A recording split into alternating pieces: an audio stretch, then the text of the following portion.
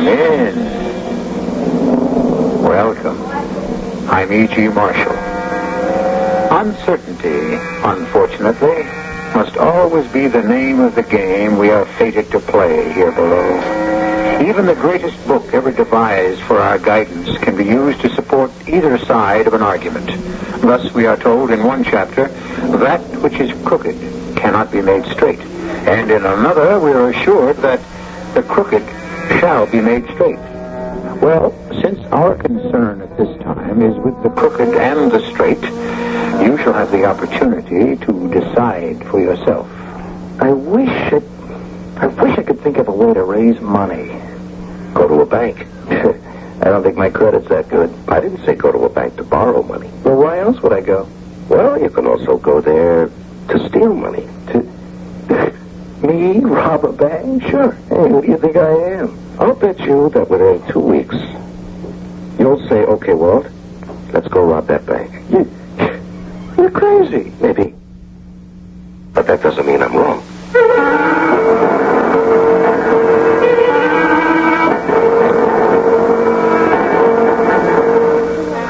Our mystery drama, The Unthinkable, was written especially for the Mystery Theater by Sam Dan and stars Larry Haynes. It is sponsored in part by Buick Motor Division and Sign-Off, the sinus medicines. I'll be back shortly with Act One.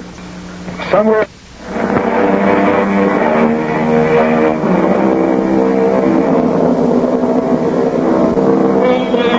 What did you do today? If this was a working day, was it very much different from what you did yesterday or from what you will do tomorrow? For so many people, life is a routine, regular, predictable. And what did you believe yesterday? Is it different from what you believe today? When did you form your philosophy of life? When did you create your sense of values, your morality?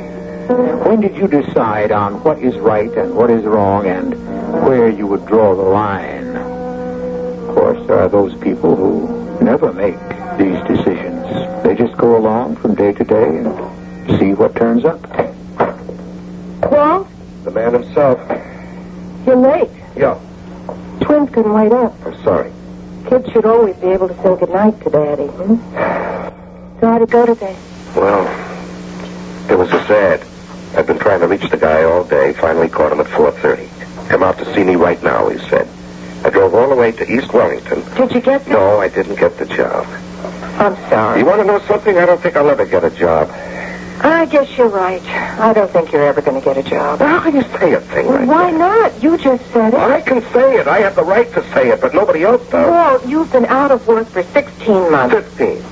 Don't you have any faith in my ability? Your ability to do what? Roxanne, what kind of conversation are we A having? realistic conversation. I go by the record, by the facts. Roxy, what am I supposed to think? You are supposed to think, I would imagine, how to best spend your time without working at a job. Well, what other useful function might you perform? The only useful function I can perform is to earn enough money to support this family. Darling, obviously you can't do it. Are you trying to destroy my morale? I'm only stating the truth. If I can't support this family, who can? We have 6-year-old twins. Do you propose to send them to work? Well, I solved the problem. You did. And may I ask how? I got a job. You got a what? A job. What do you mean you got a job? A job. A situation. Employment. Roxy, how could you get a job? You never worked a day in your life. That has nothing to do with it. I discovered something today. You know what this entire situation is all about. There are those people who know how to get jobs and those who don't. Really? Now, you have been looking for almost a year and a half, and what's the result? Nothing. On the other hand, I go out, and in the first hour of the first day, at the first place I applied, I found it. And what did you get? Some job as a waitress, for crying out loud? No. I got a job in a bank as assistant to the manager. Well, what are you talking about? What do you know about money? Well, that's what the man asked me. You know what I told him? I said I know how to spend it. One thing led to another, and he said, unorthodox approaches and unorthodox people are what we need today. And so I start tomorrow, 9 to 3. Well, you can't. Why not? But the kids get home from school at 1. Who's going to be here? You are. Me? Well, you're not working. Well, I can't stay home and take care of the kids. You would be surprised how rewarding it is. I know. I've had 6 years of this. But I'm an engineer. Of course. A graduate engineer. I'm a Bachelor of Science in Electrical Engineering. And it's trained you to be very efficient. That means you'll clean the house faster and better than I ever could. Now look here, Roxy. It's not my job to mind the kids and clean the house. Whose job is it? Well, it's yours. Where does it say so? Roxy, you can't ask me to hold still for your taking a job if it means I have to sit home. Darling, I am not the one who's asking you. In reality, it is the landlord who's asking you, the grocer, the butcher. Now, this is unthinkable.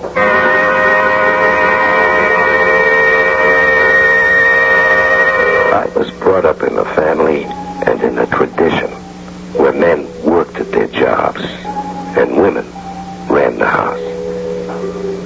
Well, whatever the past, this was the present. And very likely the future. She had me. Our savings were just about gone. And what else could I do? Surprisingly, I did a good job. I organized that house. The cleaning, the marketing, the cooking. And I did it all in less than half the time it took her. And truthfully, I did it twice as good. And it wasn't very long before I discovered that I wasn't the only one in that boat. If it was a nice day, I'd go to the park and read a book on electronics. After all, I did have to keep up with the field. He was about my age. And he wheeled a little 2-year-old in a stroller. And we started to talk one day. He was an architect. He couldn't find a job either. It's not so bad, Walter. Oh, what are you saying, Phil? So many of the things in our lives in this world, so many things are done in a certain way, and for no other reason than this is the way they've always been done. No, look, if you're going to start to say what I think you're going to say, drop it, huh? This being an architect, I mean the doing, the creating, it's fine, it's wonderful, but the business of being an architect, the politics, the competing, the games you have to play with clients. I always hated it. That's all part of it, Phil. Business. Now that's for Gloria. She thrives on it. She's with an ad agency, and already she's making more money than I ever did. Now, what are you going to do? Throw in a towel? Spend the rest of your life doing this? I'm relaxing. I'm reading. I'm enjoying life. Oh, sure. I have time for books. So did I, at first. But wait. You've only had a month of it. I've been browsing through the library, been looking up the plans of some of the historic buildings in the city. Hey, you know the Central National Bank, the oldest one in town? No. Well, come on, of course you do. Your wife works there. Oh, you see, psychologically, I reject it. Do you know there's an old sewer system that runs directly below their vault? No, I didn't know that. It's very interesting. As a matter of fact, I don't find it at all interesting. You see, the bank used to be served by the old system till they built the new one, 40 years ago. And the entrance into the cellar of the bank has been closed off by a single metal plate. Now, let's see. What am I going to serve tonight? Now, all someone would have to do to get to the cellar vault is to find a way into that old sewer tunnel. Now, which supermarket is running a special on fish? And I looked up the old map, and I found the easiest place of access to that sewer. Fish. And I'll make broccoli. Would you believe? It's in the middle of the street, just outside the police station. Walt? The entrance? Uh-huh. I'll make a vinaigrette and fruit salad. Yeah, and from there, the tunnel leads you to the bank. It's less than 3 blocks away. So, any resourceful bank If robber... there's no fish, I can get chicken. No, I can tell you're not interested. You didn't hear a word I said. You know something? That's what I thought. But the fact is, even though I didn't realize it, I heard every word he said. Even as he said it, without being aware of it, I knew what I wanted to do. To what?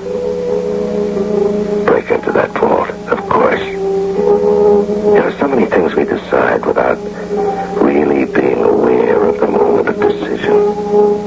So many things that are unthinkable to our conscious mind have already been made acceptable by the secret sector of our being that determines the course of our lives. But as I say, I was not yet aware that I had made a decision, especially such a decision. Robbery. By that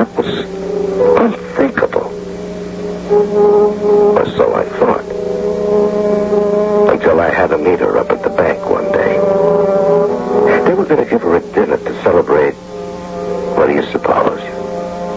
A promotion. She had just been given a raise and a better job. And there was this old geezer, one of the guards, Pop. Can I help you? Yes, I am looking for Mrs. Robinson's office. Okay, I'll tell her somebody wants to see her. What's your name? I'm Mr. Robinson. Huh? I'm her husband. Well, you can't be her... okay, I'll tell her you're here. Now, wait a minute. What made you say I can't be her husband? I didn't say that. Well, you started to say it. Why? Well, we just didn't figure she'd be married to a big, strapping guy like you. I bet you must weigh 220. You're at least 6'3". I mean, we figured, well... What did you figure? You'd have to be a little bit of a guy, kind of skinny, with glasses. Why? Why? Well, gee, I don't know why. Because I stay home while she works. Is that it? Because I clean and cook and mind the kids. Is that it? And that's not a man's job. I never said... Now, look, Mr. Robinson, I talk out of turn a lot. You can ask anybody, but I don't mean no harm. Yeah, well, will you tell Mrs. Robinson that I can't join her this evening? And I'll see her at home. Maybe.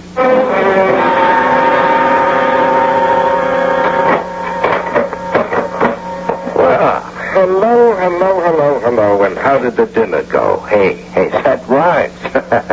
You're drunk. And what if I am?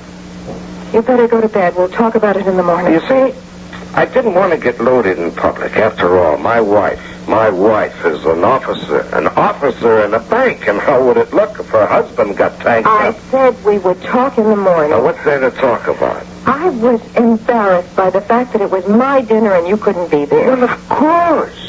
Of course, especially since being Mr. Nobody, it would never occur to anyone that maybe I might have something important to do, that maybe I had a career that could possibly make demands of me. Walter, you are not sober enough for us to have any sort of conversation. Well, I guess they all had a pretty good laugh at my expense back there at the old bank. That isn't true. I bet they all say to you at the office, what a great wife you must have at home, Mrs. Robinson. Did you say his name was Walter? Oh, please, Walt, this isn't getting us anywhere. But the joke's on you, too, don't you see it?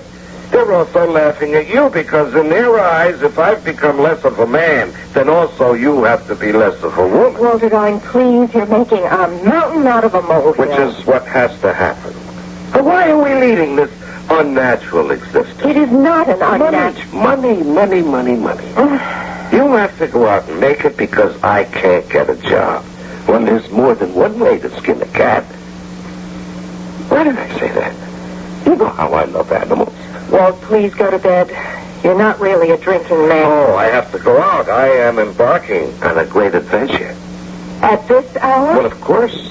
When Columbus said to his wife, my dear, I'm going off to discover America, did she say, at this hour? But where are you going? I know a place where I can make a fortune.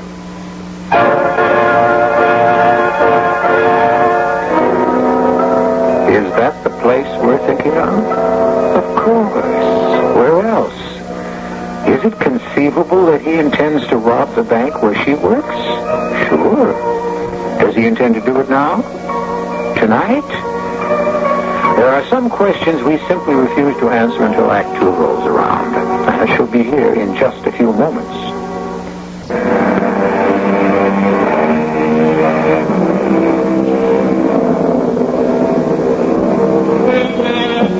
You know those people who walk the straight and narrow path all their lives, who never budge an inch from the code of virtue, who never stray from their principles, who never falter from their convictions?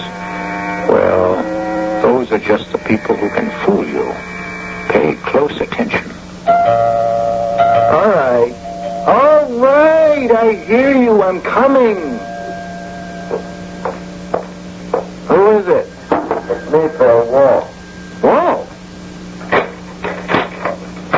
Well, do you know what time it is? It's 2:45. In the morning. And it's beautiful out. There's a silver glow in the sky. An eloquent silence lies over the earth. What do you want? I want to come in. Walt, you're drunk. Mm-hmm. I'm intoxicated. With insight, wisdom, perception. Mm-hmm. You, want a cup of coffee? No. It's a lucky thing Gloria's visiting her sister. Why? Would she object? Do we have to worry about Gloria because she is the one that pays the rent now? Huh? I am here to offer you a job. What kind of a job? Robbing a bank? You're crazy. Where'd you get this ridiculous idea from you? No, I know you're crazy. Look, you want me to drive you home? No. Maybe we better have that coffee. You need time. Time? What does time have to do with it? Walt, I would never break the law. Yes, you would, and you will. Look at us. 2 highly qualified and talented professionals, and we're out of work. I would not violate the structures of society. Society? What does society care about us? Society owes us the right to have jobs. Oh, come on, Walter. No one has the right to be a criminal. All right. Let's assume that What that's true. is? Let me tell you. No. Let me tell you. You are being devastated by the role you're being forced to play just as I am. Well, I don't think there's any point to this argument. Phil, I am here to save your manhood. You're an architect. You were meant to build homes, mighty towers of art and commerce and industry, cathedrals. You can't be satisfied washing baby diapers. Now, look, my wife was summa cum laude at college. She won an international essay award. She's brilliant. Should she be imprisoned in the house with the diapers? Now, don't start saying those things. You'll start believing them, and then you'll be lost. Sure, the world is unfair. It's always been unfair. It's been catastrophically unfair, especially to women, sure. But no woman, not even my own wife, is going to hand me the bill for 10,000 years of injustice and say, here, you pay for it. All right, well, I don't mind. Use me as a sounding board. Get things off your chest. My wife will not support me. But let's see about the car. We should be ready to rob the bank in about 2 weeks. No!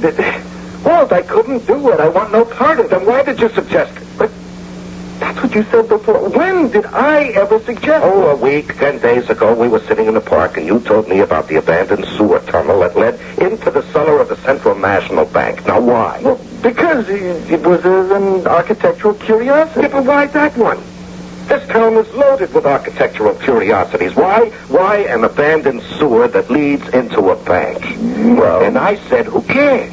And you said bank robbers would find it interesting. Well, I never said any... But you did. Now, why? Because the minute you read about it, the white-hot idea flashed through your brain.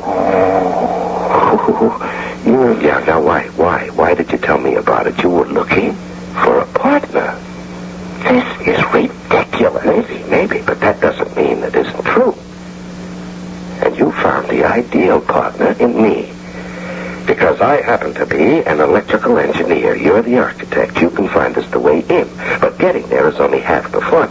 An electronics expert like me would be able to neutralize the alarm system. Walter, I can assure you nothing like that, even And to top it off, my wife works there.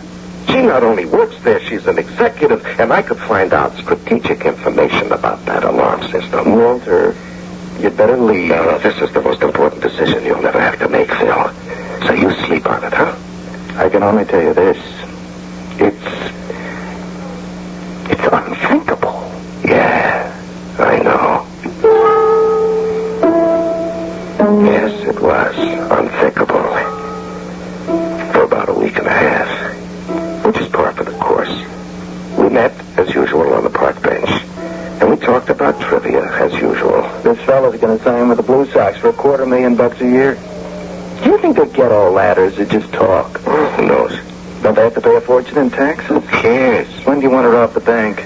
On the first of the month. I rechecked the plans.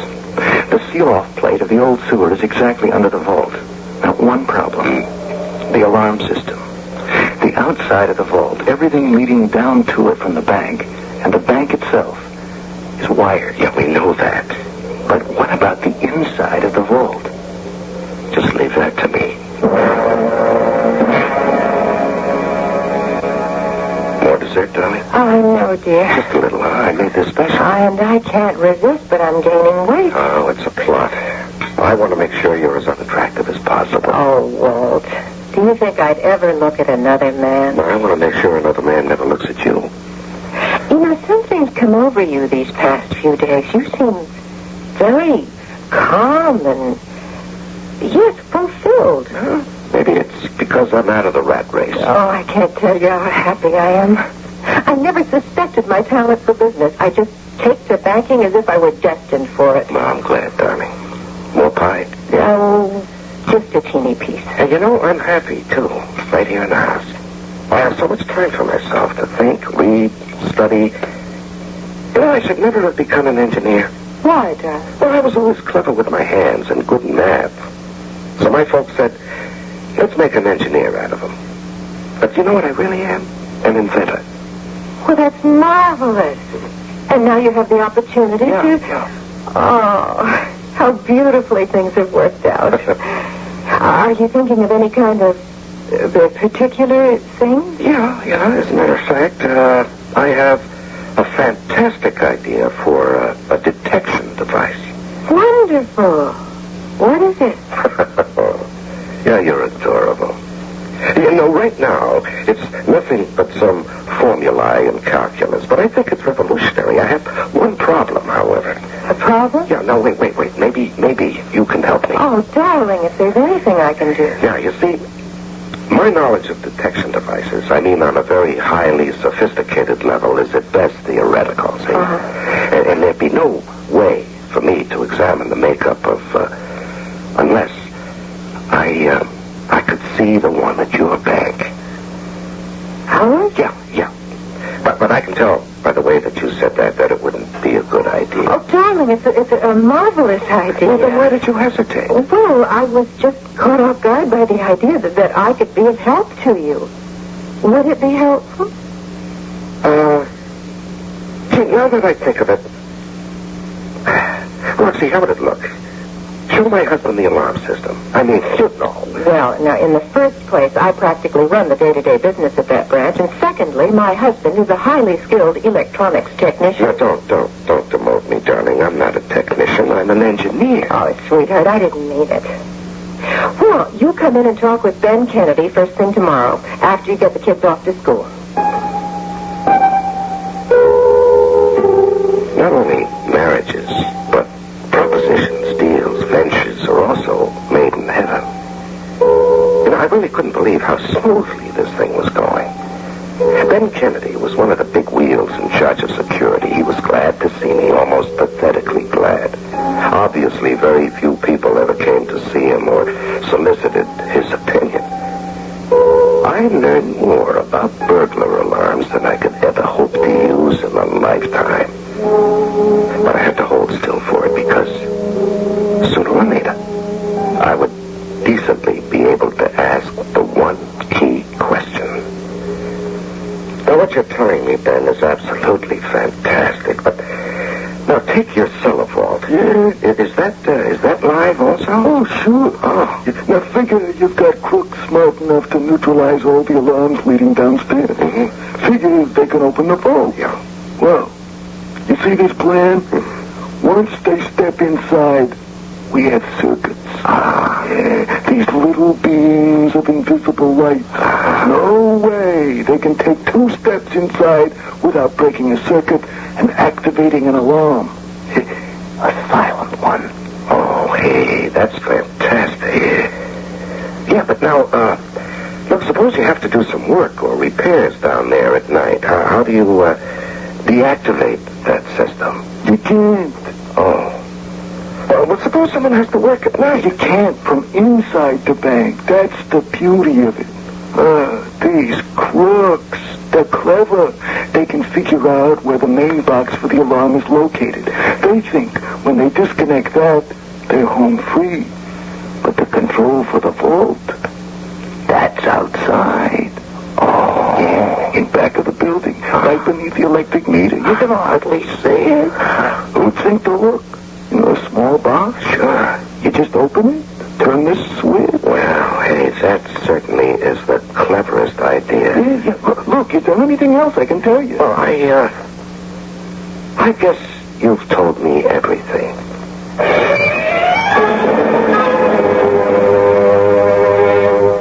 But Why Friday night? Because the bank is closed Saturday and Sunday. Nobody will miss anything till after the weekend. Now, about your wife. She thinks you and I are going bowling. Okay, that checks with my story. Yeah. Now, getting in is your department now. How do we do it? Well, according to these plans, how beautifully they sketched them in the old days. A work of art. Well, anyway, there's a manhole in the middle of the street in front of the police station. Right. We go down, we move 600 feet. On the right is a sealed plate. That separates the new sewer system from the old one. We remove the plate, and we are now in the old system. Now, 300 feet south is the plate that separates the old system from the vault. We remove that plate... Now, just a minute. How are we going to get down the manhole carrying all kinds of tools in clear view of the police station? You got cops looking out of every window. There is absolutely nothing to it. Are you crazy? No, he wasn't crazy. Do you know what we did? We hired a half-ton pickup truck, some iron railings, a sign that said men at work. And bold as brass, we stopped right in the middle of the street in front of the police station and set up shop. And you want to know something else? It was midnight. They were even changing shifts. And don't you know, there was a sharp, smart, veteran-looking sergeant even sauntered over to the manhole where we were putting up the rail and the sign. And he said, "You guys working late, huh?" "Yeah, the city's a hard mistress." "You can say that again. What are you going down there for?" We're looking for buried treasure." Well, now, you got to realize that everything you find, you have to turn over to the property clerk's office. All right, how about if we split it with you instead, huh? Can you cut in the lieutenant, too? Yeah, sure, there's enough for everybody. See if you can find me some of them pieces of 8, huh? Yeah, coming up. Well, Phil and I went down into that manhole, just like Alice went down into the rabbit hole. And there we were, in a wonderland of tunnels. Do people really know what goes on underneath the very streets they walk on? Without any trouble at all, we made our way to the plate that closed this sewer off from the old one. With very little trouble, we removed the plate and entered the ancient and abandoned sewer. With even less trouble, we found the plate that separated the tunnel from the bank vault. And with practically no trouble, we removed the plate. And there we were, in the cellar vault of the Central National Bank. And there, all around us, was money. And Phil could hardly believe it.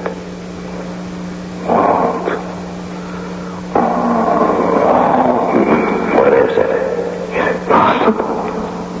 Is it possible? Can it really be so easy? Can it?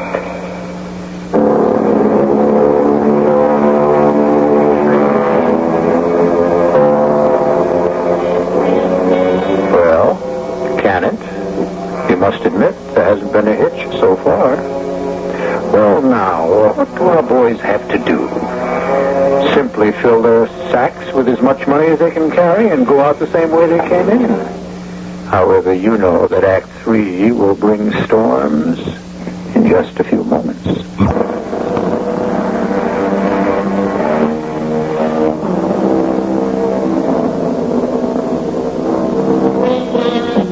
There's nothing as damaging to the psyche as being stolid and set in one's ways, poured in a mold, as it were.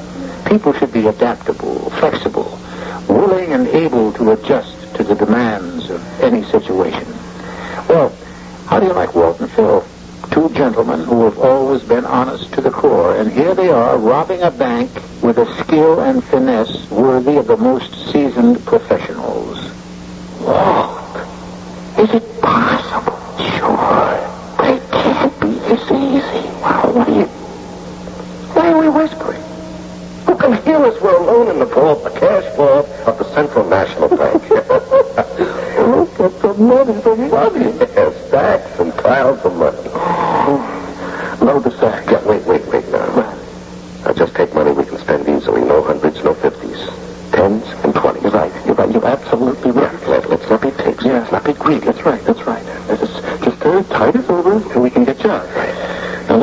$1 million would be... that would be 100,000 tens, 50,000 20s. That's a lot of it. Just all the sacks. No. Don't bother with those. Those are only fives. You know, I don't know if we can carry $1 million worth. So we'll take $500,000. What's the problem? Wow, is it going to feel great? Not having to ask her for money. Oh, it's going to be a new world. All right. I think we got enough. Look, I can still get more. No. Look, if we run short, we can always come back. You're right. Sure. How much you think we pay out? $500,000. $250,000 apiece. It's not bad. That'll do for starters. Okay, so let's beat it. Okay, just hold it a second, Joyce. Who's Pop? That's Pop, the guard. Yes. Guilty as charged. Now, don't nobody move. This here gun. You see this here gun? Oh, yeah, sure, we see it. Now, this here gun is a .357 Magnum. Oh, yeah, that's quite a gun. What are you doing down here, Pop? What am I doing down here? I guess there's something Ben Kennedy didn't tell you. Ben Kennedy? I seen you and Kennedy putting your heads together, so I just kind of sauntered over. I didn't notice you. Nobody ever notices old Pop. He just sort of blends in with the furniture. But old Pop here, he notices everybody, and he listens to everybody. Now, why else would you want to know about the alarm system if you wasn't figuring on a high? Now, you said Ben Kennedy didn't tell me something. What didn't he tell me? Maybe he didn't know. Maybe he forgot. But what he didn't say was, if anybody's in the vault after hours, a little red light goes on in the guard's room. Oh. Yeah. Oh. Yeah, listen, Pop, what are you going to do with us, huh? How can you ask that question, son? I'm an officer of the law. I have a duty to uphold. Yeah, Pop, what'll happen if you turn us over to the police? Now, each of us has a wife, children. You should have thought of that. Oh, Pop, don't say that. Now, don't you say that. Not you. That's for those people without hearts, without feelings. I still got my duty, fella. Is it your duty to destroy our lives? That's why they're paying me. But are they paying you enough, Pop? What do you get, huh? You stand guard over their millions, and what do you get in return? A pittance. You carry a gun on your hip. Your life is always up for grabs. Suppose we were veterans, huh? Ruthless killers, experienced and filled with savvy. Could you have surprised us? No. We'd have been waiting for you, Pop, and you'd have been dead by now. There's something to what you say. Yeah, now, Pop, there has to be some give and take in life. You can't be a fanatic and extremist. Well, I've always been a reasonable fellow. What was that give you were talking about? We got $500,000 in these sacks, Pop. Are you trying to bribe me? No, please, Pop, don't get angry. I'll take half. You got a deal. You gotta tie me up now. Put a gag in my mouth. Pop, you don't have a worry in the world. How about the dough? It'll be waiting for you, Pop. And you just make a date. Come around and collect it anytime. I trust you, Walter. You've got that look in your eye.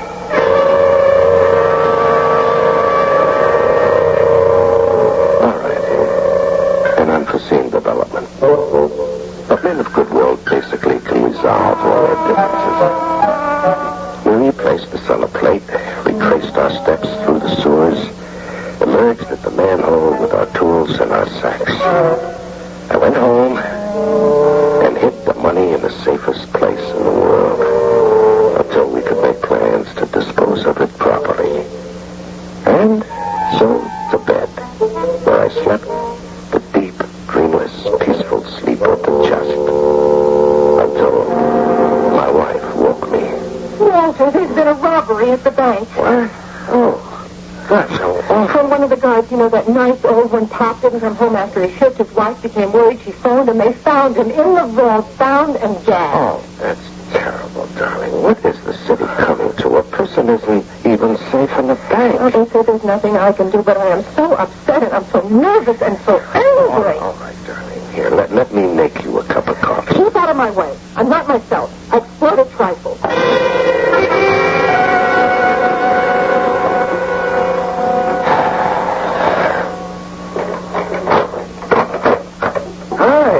Oh, come in, Phil.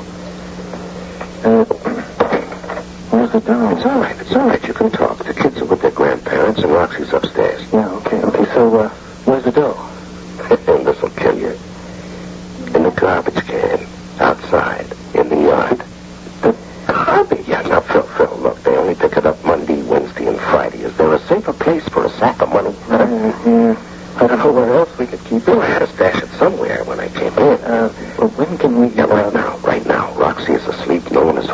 So let's go out to the yard. Hold it. Who could that be? What do you mean, who could that be? This is a normal house. We do get phone calls. It could be anybody. Hello? Bring that money back here, I'll let you get away with it. What? Mr. Kennedy? Yeah, Ben Kennedy. You made a sap out of me, Buster. All you wanted to do was find out how to deactivate the alarm. Now, Ben, I can assure you... Look, I went outside to look at the box. The switch had been thrown. Now, who else knew except you and me? Ben, I can assure you... I will give you 5 minutes to get here. If you don't, I'll call the police. All right, Ben. How much do you want? Are you trying to bribe me? Well, sure. I warn you, return the money. But you can't prove anything. I can communicate my suspicions, Buster. The police will do the rest. I can have them out to your house in 3 minutes before you can even hide that money. Mr. Kennedy, I don't know what you're talking about. Trouble? Ben Kennedy, he's wise. Oh, we have to hide that money. Relax, it's hidden now. Look, are you sure that... Look, where else? Phil? Oh, hi, Phil. Hello, Roxy. I am mad enough to chew nails this morning. Everything goes wrong at the same time. Now, darling, the bank is not your fault. Something is wrong with the boiler. There's no hot water. The kids got jam on the Persian rug. And look at how the garbage is piled up in the backyard. Don't you ever notice these things? Oh, dear. Don't you ever complain to these people? We pay them to remove our garbage. All right, darling, so they missed out on one day. I work hard for my money, and I won't let anyone... Now, dear, aren't you taking this too That's seriously? because you don't take it seriously enough. If you had to pay the bills around here... Who are you calling? What do you think I'm trolling? The scavenger. But why? He's going to come over here and do what he gets paid for. Oh, no, not now. Why?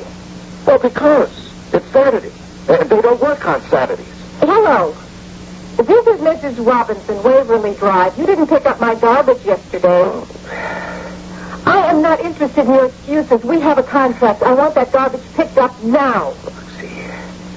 I don't care if the men are off and the truck is in the garage. Get into your limousine and pick it up yourself. And right now, or I'll do business elsewhere. Oh, now, darling, you shouldn't have.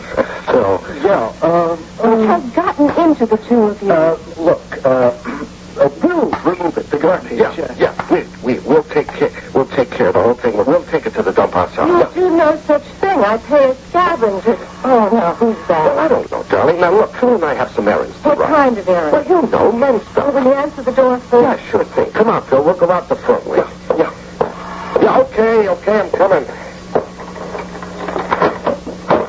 You Walter Robinson? Yes, Sergeant, I am. And, who's this? This is a friend of mine. Yeah, a friend of his. Both of you. Stand over by the wall. What is the meaning of this? You, Ms. Robinson? Yes? We got a tip to search the house For what reason? for the money that was stolen from the bank last night. I'm an officer of that bank. Lady, that's how it is. Have you got a warrant? No, but what we have got is probable cause. Well, I can insist on a warrant. I know my rights. You'll insist on nothing of the sort. But I have rights. What have we got to hide? When a bank is robbed, all employees are suspect, or should be. So go right ahead, Sergeant. You won't find anything. Okay, boys. Step lively and lightly. Say, is it all right if I go outside, Sarge? You know, you look familiar to me. I can't place you. And your voice. I can't go back in the yard, can't I? What for? Well, to smoke. Smoke a cigarette. You see, we don't smoke in the house. You don't? So what are these ashtrays for? Oh, stop it, Walt. Don't try to give people the idea that I henpeck you. You can smoke anywhere you like, within reason. Just stay put, pal. Yalla. What's that? Aha! The garbage truck. What? You see, I scared him. He got the truck down here. That's how you have to talk to people. You see how he's picking up every scrap of garbage, emptying all the toys? He can't do that. He can't pick up the garbage. Not yet. Why not? Well, because. What are you so nervous about? All morning you've been so gentle. Yeah, what are you so nervous about, pal? You know, I never forget a face. Where have I seen you before? Yeah, maybe my imagination. It's very helpful of you to cooperate with the police. Hey, the garbage truck, it's leaving. What do you want him to do? Stay here? We won't inconvenience you any longer than we have to. You know, I wonder, where have I seen you before?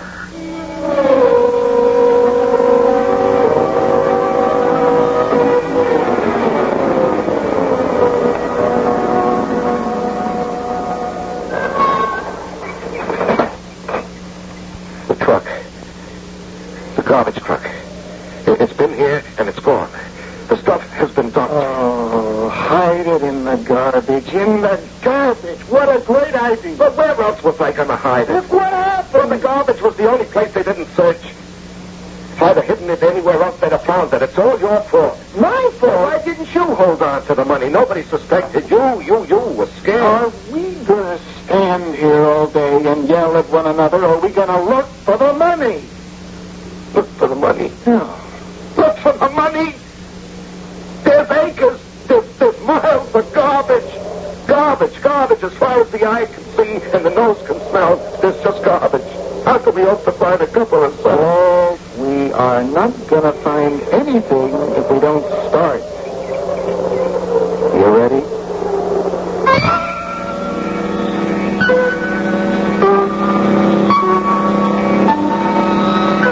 Oh, yes.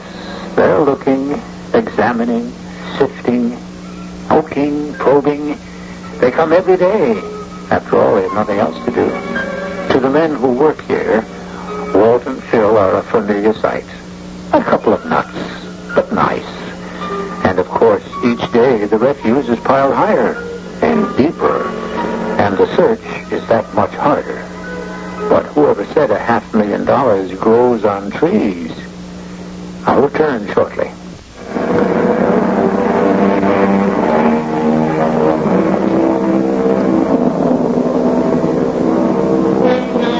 As usual, we try to have something for everyone.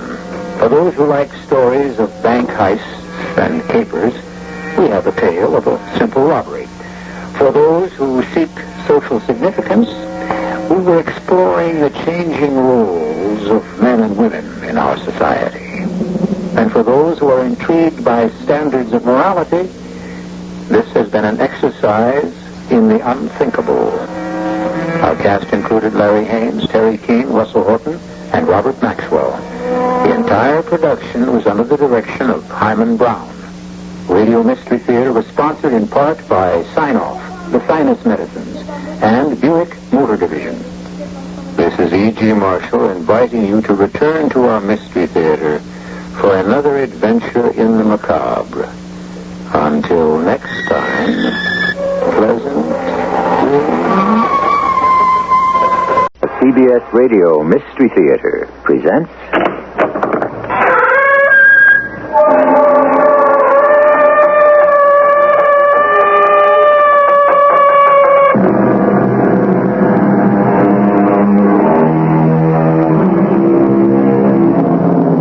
Come in. Welcome. I'm E.G. Marshall. I have before me a gleaming crystal ball. I pass my hands over it, and I can see the future. If it really worked, of course, I could rule the world. But all it shows me is the world in the year 2176, 200 years from now. And I regret to say, it's a very frightening picture. Keith, they're after our child. What happened? How did they find out? Celia, listen to me, darling. You can't let yourself go. We can't let them accommodate, Eric. We can't. Mustn't panic. That's what they're hoping for. But what are we going to do? How can we stop Big North? I don't know yet. But there's one thing I do know for sure. If we panic, our son is doomed.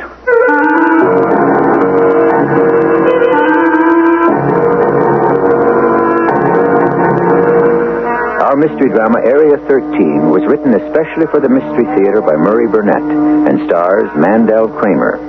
It is sponsored in part by Buick Motor Division and True Value Hardware Stores. I'll be back shortly with Act One.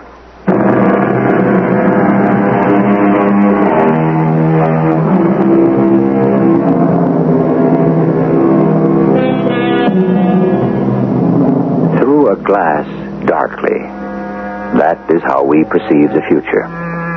The fantasies of our science fiction writers have come true through the years with an almost frightening precision. Space flight is here. Other planets are being talked about and explored for colonization purposes. But through all the visions runs a thread of despair.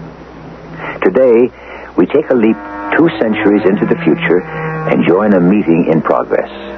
A meeting of the accommodators the rulers of the one world we now have in 2176. The meeting is chaired by Cryle, provost of the accommodators. Rulers and counselors of the planet, it is the considered opinion of your provost that we are faced with a grave crisis. The matter came to my attention only yesterday, which explains the emergency nature of this extraordinary session. It was included in a routine report of our sentinel from Area 13.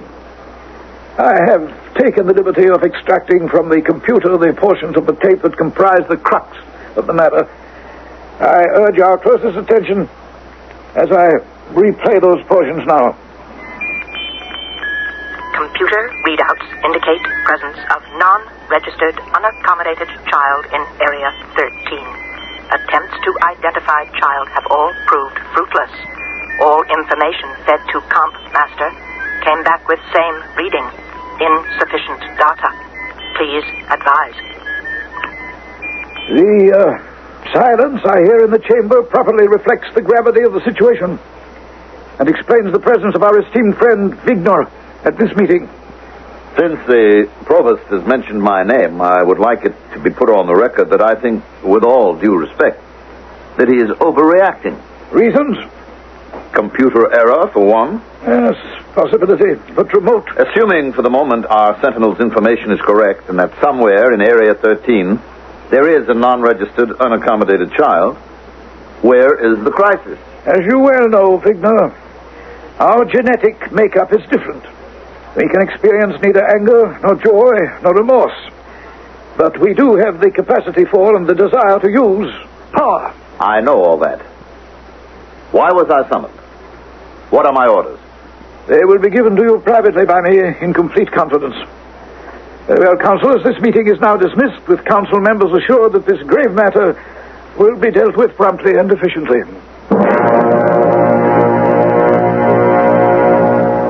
And I think we will find my office more comfortable. I assume you intend sending me to Area 13. It is correct. I call your attention to your genetic chart on the screen behind my desk. I really don't understand why you've gone to so much... Please, Vignor, it's vital that you understand the importance of this mission. Now, you are a unique blend. Your mother was artificially inseminated with an unusual helix formation, which produced an individual with the characteristics that make you so outstanding in your designated work. But... Yes? These two characteristics are empathy and a certain measure of understanding. On this assignment, I warn you to be extremely aware of them, because we must discover the identity of this child. Understood. But one child, Cryle? You completely understand that the population must be controlled. One pebble dropped in the wrong place at the wrong time can cause an avalanche. You must not fail, Vignor.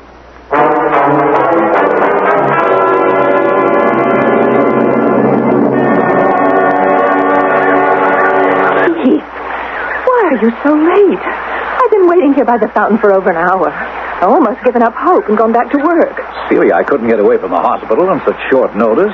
We were running tests on what appears to be a new viral strain, which fortunately seems relatively harmless. What's the matter? Did we have a problem? Marissa called to tell me about the arrival of a new teacher at Alpha. She asked me to arrange housing. And that made you send me the emergency signal and meet here where we can't be taped? You know how friendly I am with Marissa. She says Alpha doesn't need a new language teacher. Meaning what? I'm afraid they found out. Keith, I'm terrified. Celia, darling, look, give me your hands. Now, just look at me. Keith, we never should have done it. I want to quote to you from one of the banned books, and listen closely. The guilty flee where no man pursueth. But our son is being pursued. I know it. I feel it. But there's still no facts to support your feeling. Well, how about my intuition? You've always claimed to have great respect for it. All right. Let's assume for the moment that there is something to justify your feelings. What do we do? I don't know. Just hand over Eric, our son, and say, here he is, accommodated? No. And that would also bring up the question of what the council would do with us. Have you thought of that? Heaven help me, I have. Well, I have, too. Maybe they'd forgive us and leave us alone if we gave up our son. Never. We made a decision 9 years ago, and we're going to stay with it. I always knew I married the right girl. Now, come on, darling. Let's take a realistic look at what we can expect, assuming that this new language teacher is what you think he is.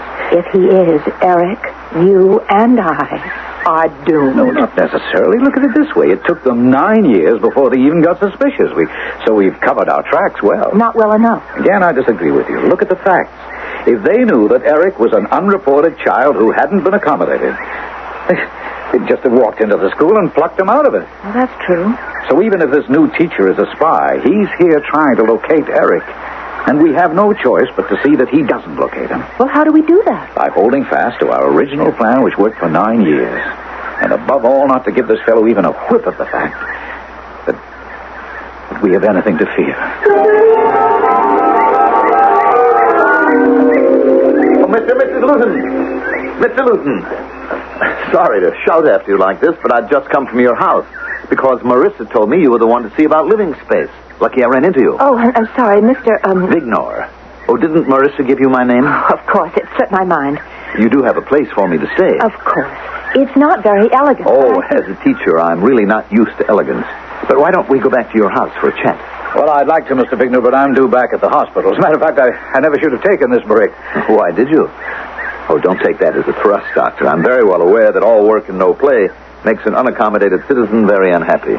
Well, all right, if it won't take too long. Not long at all. Matter of fact, I can not only arrange my room, but also get your feelings about the children's needs at Alpha. I'm seeing all the parents. I really have a great deal to do, and if I'm to succeed, I'd better fill you in right away. Briefly, the Educational Alliance has been concerned with the results coming out of Alpha in the language field. Now, as an expert in language and an expert in child psychology, I'd like to hear your feelings about this. Well, we have no feelings because, frankly, we haven't noticed any problem. No, of course you wouldn't. After all, you're unaccommodated parents of an unaccommodated child. And with everyone equal, there should be no language problem at all. You do realize that we're monitored here? Of course. How did you know that we were unaccommodated? Oh, come now, Doctor. I would never have been sent into this area without a thorough briefing. Besides, there's always the factor of the high visibility that all unaccommodated citizens share. Mr. Bignor, to be perfectly honest, I find this conversation very disturbing. In what way? Well, You find the monitor inhibiting? No, not at all. We accept that as part of our conditions. We understand the privilege of being unaccommodated, and we're happy to pay the price. Happy?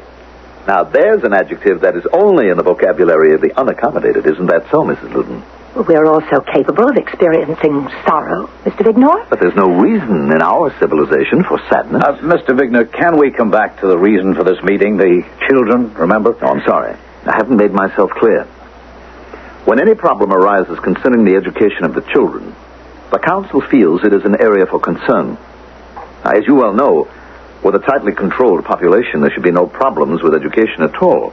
Now, even though I intend to speak to all of the parents in this area, the only ones I think that can be of help are the unaccommodated parents. Why? Well, I should think the answer is obvious. All accommodated parents will be satisfied with whatever progress or lack of it their children are making, whereas... Both Keith and I are perfectly satisfied with the progress of our son at Alpha. Excellent. That gives us a starting point. Although I know your son, Richard, is that his name? Yes, that's his name. Yes, that Richard is unaccommodated. He was registered according to the regulations, and I'm relieved to find that his progress is normal. Now, have you had any occasion to observe any of the other children? No. Well, I suppose that might be too much to expect, but I was hoping that you or your husband could give me some hint as to... As to what, exactly? I'm still confused about what you're looking for, Mr. I'm looking for help, Doctor. Now, at the risk of boring you, I have to remind you about a subject you know a great deal about. Our genetic population plan. Now, since all accommodated children are born artificially, with rigidly controlled HELEX systems, it becomes a major source of concern when our computer bank indicates some malfunction, no matter how slight. Now, if I may say so, Doctor, you and your wife represent 1/500th of our fail-safe lifeline. That is, you reproduce normally with children that we know to be unaccommodated. Now, I was hoping that perhaps in your position at the hospital, you might have come across something unusual in the way of illness in one of the children. Oh, well, no, if anything of the sort has occurred, I would have reported it immediately. Of course you would. How could you do otherwise? I have no right to ask this question, but I'm curious. What is your genetic pattern, Mr. Vignor?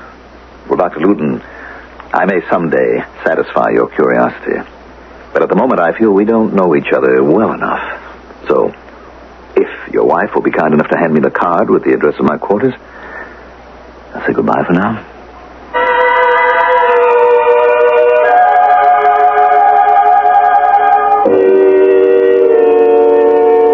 Life in the year 2176. A grim picture? Perhaps, but if we stop and think, how far away are we from leading lives such as the citizens in Area 13?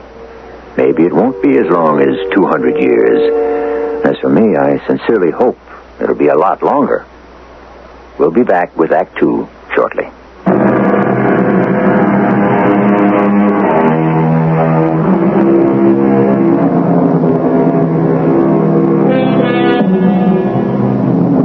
The sounds of the future. Will they be the harmonious music of the spheres? Or will they be disturbingly dissonant sounds that herald a darker design? Here's one view of one world in the year 2176. We continue our story in the office of the administrator of the Alpha Institute, in what is designated as Area 13. She's talking with the newly assigned language teacher. I wanted to talk to you about these vocabulary tests which are scheduled for tomorrow. Yes? I thought perhaps we should discuss them. Well, fine. Let's do so. It's difficult for me. Why?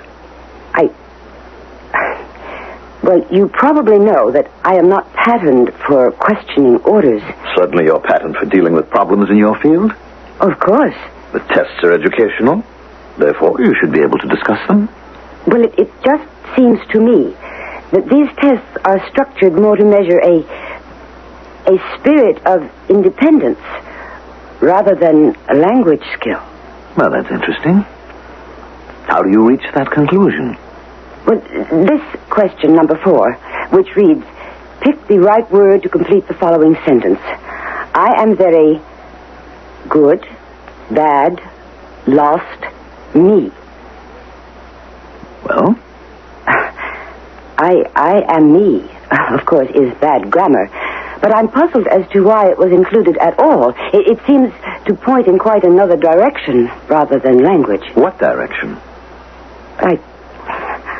I really don't know. I suppose I could be mistaken. Could you? Of course I must be. I don't know what made me bring it up in the first place. Well, let me congratulate you. You're really a very well-accommodated citizen. Oh, thank you. Of course, you were only half mistaken. Several of those questions don't properly belong in a language test. I see. For some unexplained reason, in my genetic pattern, there is an abundance of curiosity. I don't know how or why it happened, but it did. And that's the reason for those questions. Merely to satisfy my curiosity.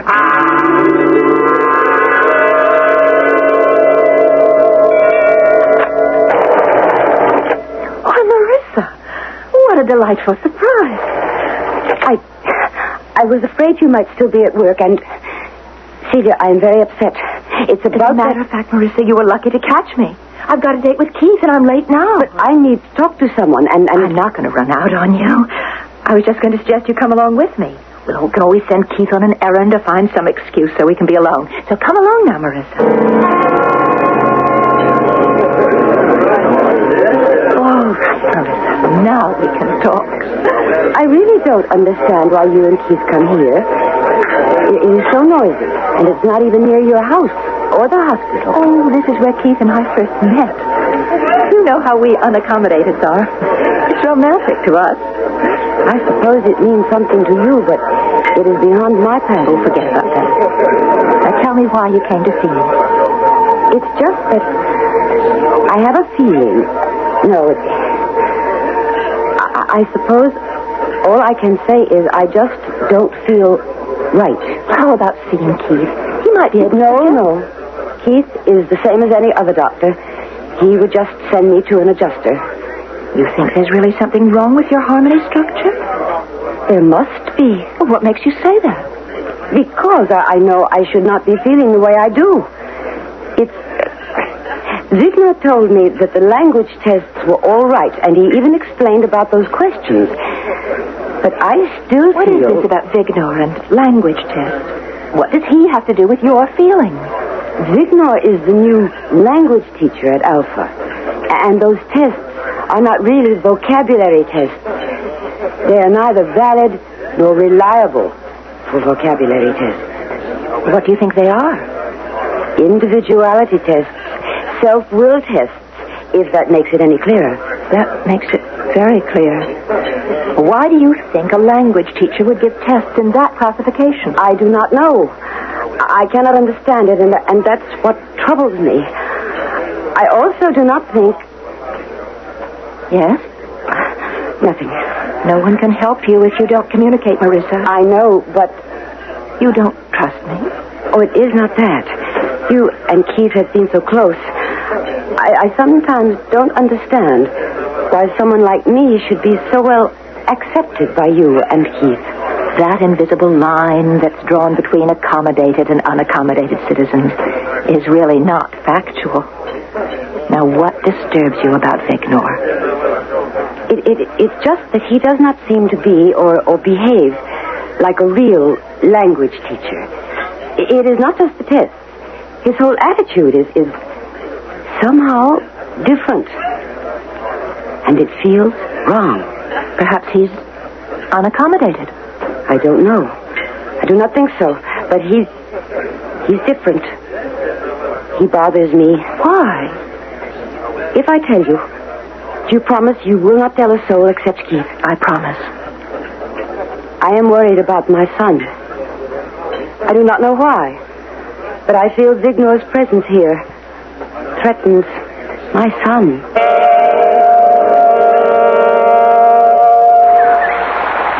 Now I'm sure you understand why I asked you to meet me here in the park before dinner. Of course, darling. We can't be monitored here beside the fountain. Well, what do you think? Celia, I think you're right. I think your instinct is dead on target as usual. Much good that does it. Our son is going to be accommodated. Or worse. Well, you're assuming that Vignor will find it. Oh, let's face it, Keith. We're up against the state, the counselors, Carl. What chance do we stand against them? Only one, my love.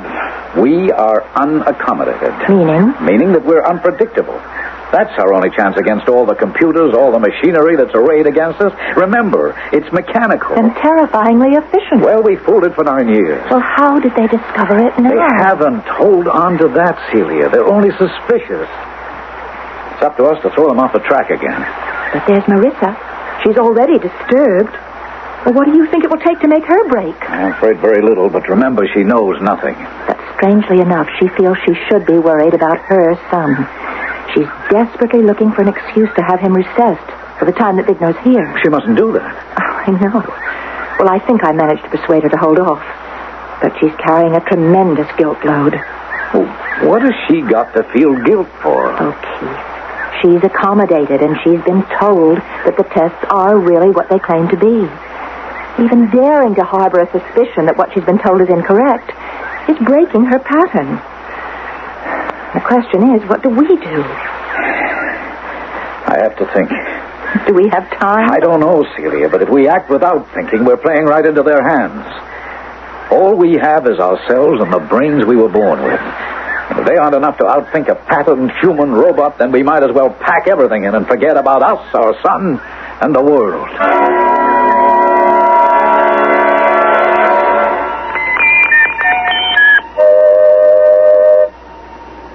You have reached trial. This is Vignor with my first progress report from Area 13.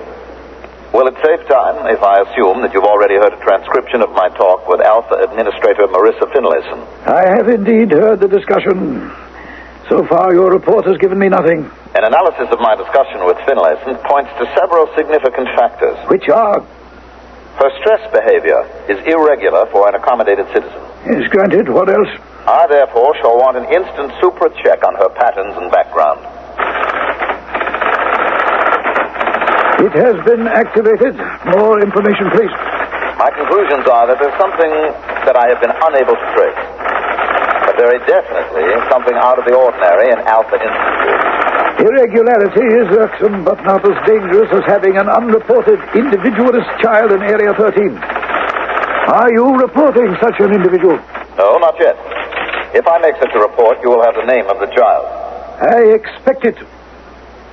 The report on Marissa Finnison is here. Can you scan it for me? Finnison, program for executive in educational field. Everything normal through childhood and adolescence. Since Patton was specifically designed for work with children, she remained unattached as programmed.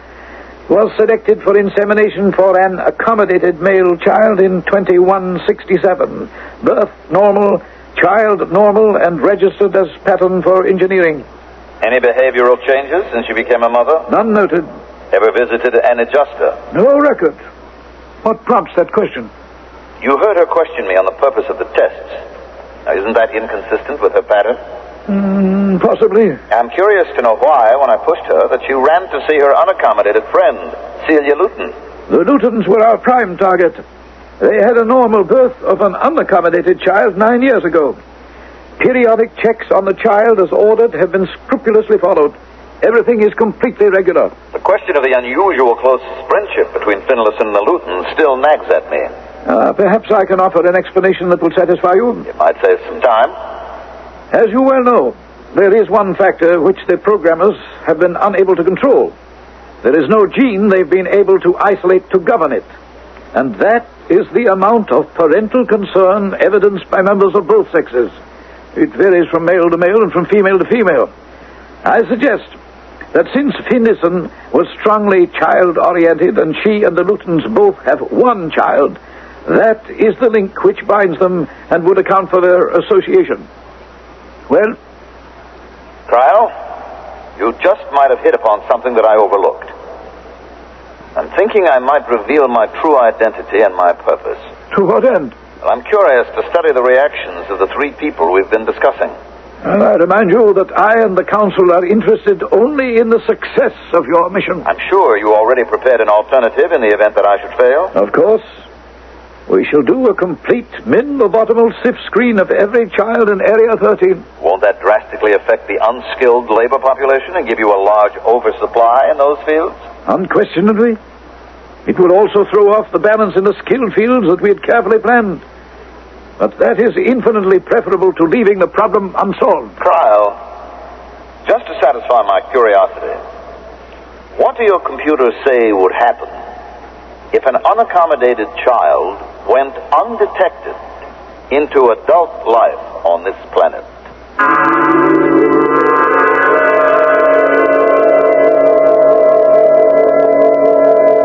The story you're hearing is supposed to be taking place in the year 2176. I wonder whether any of the citizens of that world had heard of the old saying, curiosity killed the cat. Or, conversely, the answer, satisfaction brought it back. We'll find out exactly how Vignor, the undercover man of 2176, went about satisfying his curiosity right after these messages.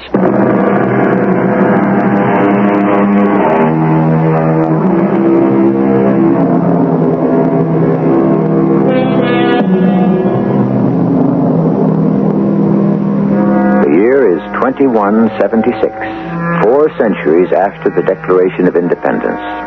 However, in the world of the future, as we see it, not only is that historic declaration forgotten, but independence is a word to be feared, and independence of thought and obscenity to be stamped out. We resume our story with Vignor, the undercover representative of the Planetary Council, calling on Celia and Keith Luton. I hope I'm not intruding on your evening at home, but I have 2 confessions to make. That is, if you 2 charming people will take the time to listen. Well, Celia and I are always happy to have visitors, but we're not adjusters nor even compensators, and listening to confessions is out of our line. Well, my confessions aren't all that earth-shaking. As a matter of fact... Do you honestly think this is the time and the place for confessions, Mr. Vigner, no matter how unimportant they may seem to you? Oh, you mean the monitor? Well, nothing I have to say that a sentinel would be shocked to hear. My first confession is that I intruded on you without an invitation simply because I was lonely. Now, you know my home is in Area 4. And you and Marissa are about the only people that I know here. Well, then you were perfectly right to come here. My second confession is much more interesting. You see, I am not really a language teacher. I really don't think we should hear any more. I need your help. Oh, I'm afraid there's no way we can help you. How do you know? You don't even know who I am or what my problem is. We're not interested. I'm here representing the council. And I need your help. Oh. Are we to take that as a directive? No. Nothing so formal.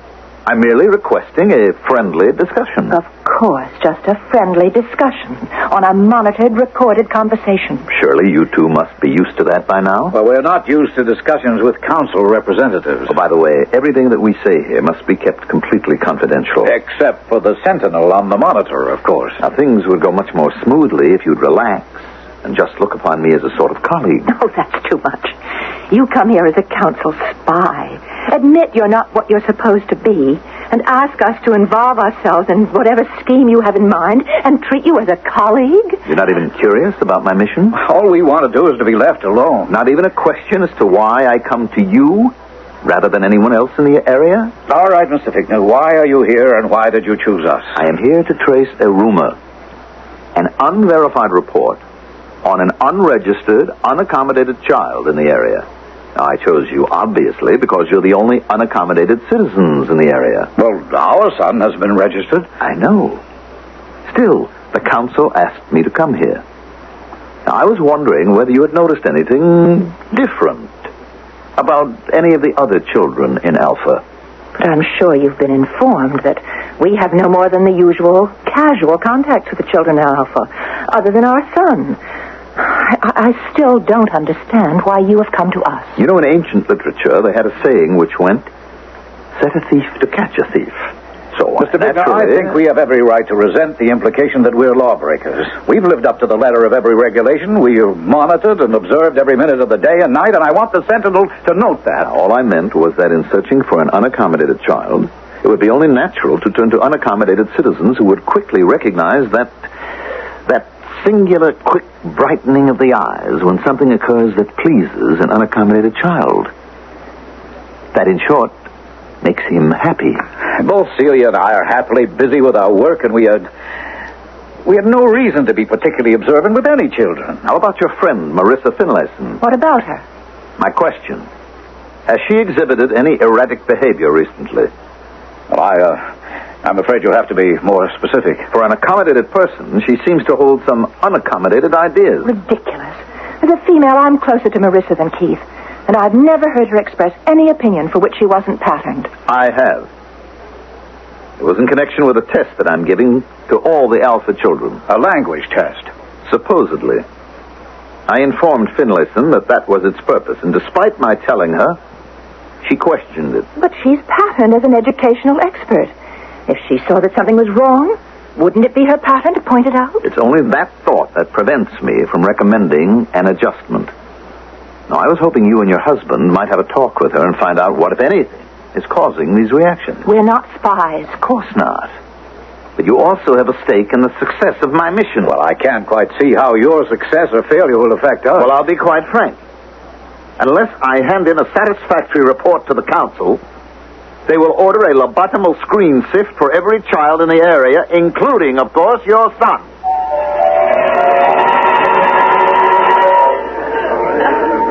Then you agree with me that this Fickner isn't a language teacher? I didn't say that, Marissa. It's just that I can see you're upset. And I do have something to be upset about. The language tests will be given tomorrow, and then Eric will be in trouble. Well, what makes you so sure? Eric has influenced me. Now, I know you are going to say it is ridiculous that a 9-year-old boy can influence someone, but there are things about him that have startled me. Oh, Celia, take my word for it. He is different. And you believe this difference will show up on the test devised by Vignor? I am sure of it. Well, I can't see why you're so upset, Marissa. Even if what you say is true and Eric should test out irregularly, he'll simply be sent to an adjuster, and then everything will be fine. Isn't that so? It isn't only Eric. It is I, Celia. I do not think you can understand what he has meant to me. He has such a new way of looking at things and questioning some things I've never understood. I think if anything should change Eric, I would need an adjuster. Perhaps I need one anyway. Have you spoken of any of this to Vignor? No. I suppose I should have, but... No. Never. Never, never even mention it to him. Marissa, that's a directive. Just keep your doubts entirely to yourself, and don't ever breathe a word of them to Vignor.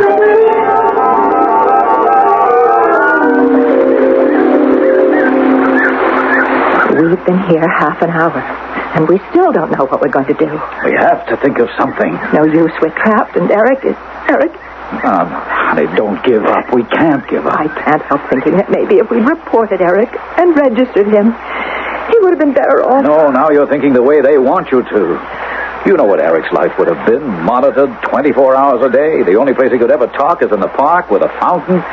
They'd have made him a doctor, whether he wanted to be or not. He'd have practiced medicine the way they tell him to. They'd pick an unaccommodated girl for him to marry, and he'd reproduce on order. And now he'll be turned into a vegetable. Well, maybe not. Yes. Maybe we can still win this battle. Celia, you gave me the idea when you told me how much Marissa's concerned about her son. Well, how does that help? She'll help. Don't you see? She'll help us repeat what we did when Eric was born. I don't follow you. Come on, think, darling. Remember how all this started? Do you recall how we were joking about what a coincidence it would be if our child and Marissa's were born almost at the very same time? I'm not likely to forget that. It was then we started thinking seriously if the children were of the same sex and were born just a few hours apart. We could exchange children, and that way give Eric a chance to grow up unaccommodated and unmonitored. I never held Eric in my arms. Never once. Celia, darling, we knew what we were doing when we agreed to let Marissa believe Eric was her son, to raise him as hers, while we brought up her child. We did talk about it, remember? Well, we never talked about it ending up in this hopeless, terrifying mess. Don't give up yet, Celia. Don't forget we were successful once. But that was in the hospital, where you were in complete charge. You had access to the records. You could issue directives to the staff. Don't you see? Marissa's the administrator at Alpha Institute with complete access to the tests. All we have to do is persuade her to switch papers, substitute Eric's for Richard's, and everything will appear to be normal. After all, her son, Richard, whom we are raising as our child, is reported as unaccommodated, and it's only natural that he should test that way. Well, of course, and then Richard's paper will show no trace of independence. Oh, but Keith, that means we have to tell Marissa. Then she'll know everything. No, not everything. You will tell her you're doing this because she came for help.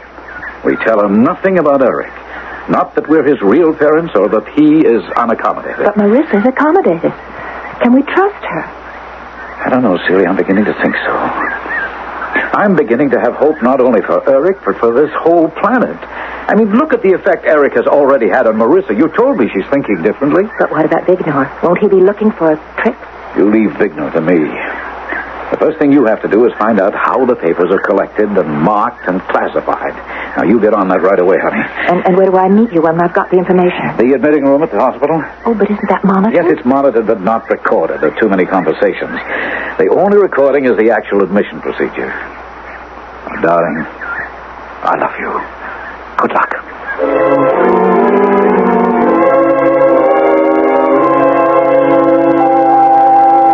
Well, how'd it go? She's on tranquilizers. But she agreed. And the language test paper? Special printed questions according to Vignor's orders. No names. Each child's registration number encoded at the top of the paper. Answers computerized and results printed out. That's great. We couldn't have hoped for anything better. Now, what are you going to do? I have hundreds of hospital forms with every child's registration number encoded on top. Yes, but those are hospital forms. But the numbers aren't. Now, I'll check Richard and Eric's registration numbers and pick up a couple of forms. Then you'll have Marissa extract the 2 test papers before they get to the computer. And what about Vignor? Just get me the time when he's giving the test, and I'll take care of him. Keith, I just thought of something terrible. If you succeed, Vignor fails, and if he fails, every child in the area will be given a lobotomal sift screen. There's no way we can save Eric. We only have Vignor's word for that. I'm sure it's an empty threat. No, you just get me those test papers. All right, Dr. Luton, now that I'm here, can you tell me what is so vitally important that I have to leave my classroom in the middle of testing and rush over? Mr. Vignor, I think I found the child that you've been looking for. Well, congratulations. You really amaze me, Doctor. Can I have his name and address? Of course. His name is Robert Claster, and his address is right here. He was the victim of an accident, and he died on the operating table at 2 a.m. this morning.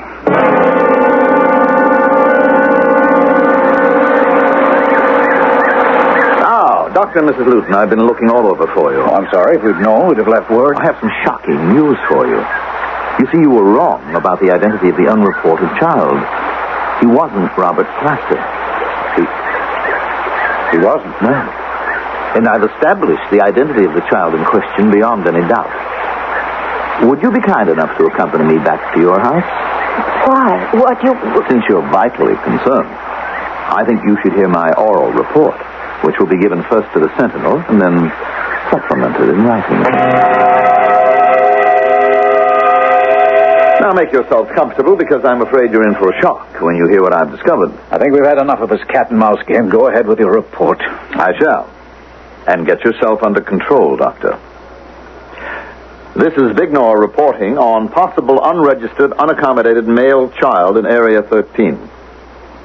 Investigation showed that this report was triggered by clerical computer error in the use of the reverse production filmstat machine.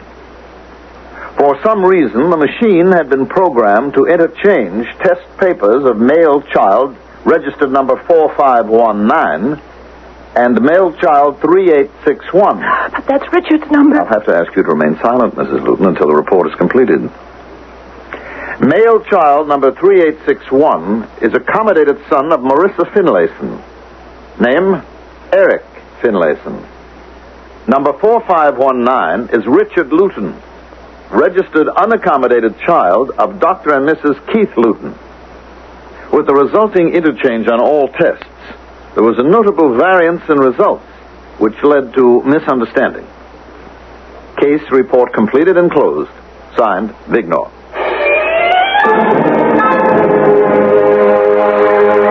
I can see why this is your favorite spot, Dr. Luton. All right, Vignor, you can stop playing around. It's quite obvious you know everything. But what Celia and I want to know is, why did you do it? Why did you lie in your report? If I tell you the truth, you won't believe me. Try me.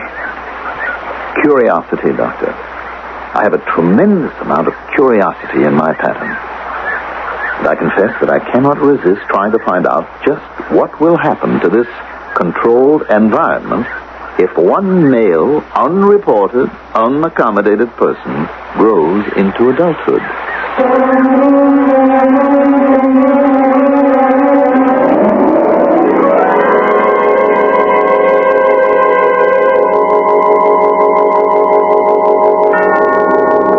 Men see the future differently, but there's no gainsaying the ever more frightening strides that science is making.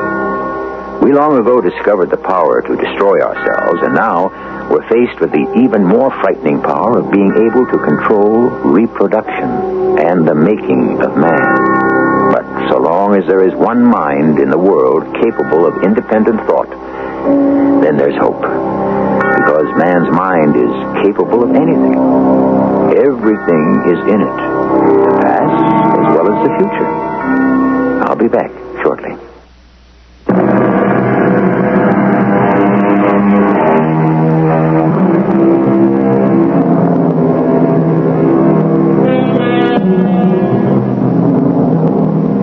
Each of us has our personal and different pictures of what the 22nd century may be like. But the most horrific picture ever drawn is continued in a very frightening scene. It is the year 2200. There's only one man left alive on the entire earth. He sits alone in his small room, and suddenly he hears a knock on the door. Our cast included Mandel Kramer, Ian Martin, Marion Seldes, and Joan Lovejoy. The entire production was under the direction of Hyman Brown. This is E.G. Marshall inviting you to return to our Mystery Theater for another adventure. So Mystery Theater presents...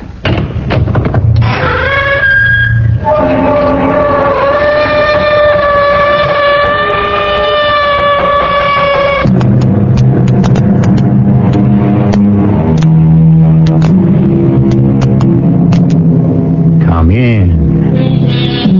Welcome. I'm E.G. Marshall. It was Mr. Voltaire who said that if God did not exist, we should have to invent him. And through the ages, this is what mankind has been doing. Since the dim and distant beginnings of the human race, the gods have come and gone. And each civilization, every society, donates another deity to the ever-expanding pantheon. Or are they all merely extensions of the same one? You have been summoned here for a computer readout. Yes, I know. The computer has decided that you are now divorced. Divorced? Oh, but I love my wife. That is irrelevant. And she loves me. That is immaterial. It is not in the best interests of the social order for you to remain married. But why? The computer is not required to explain.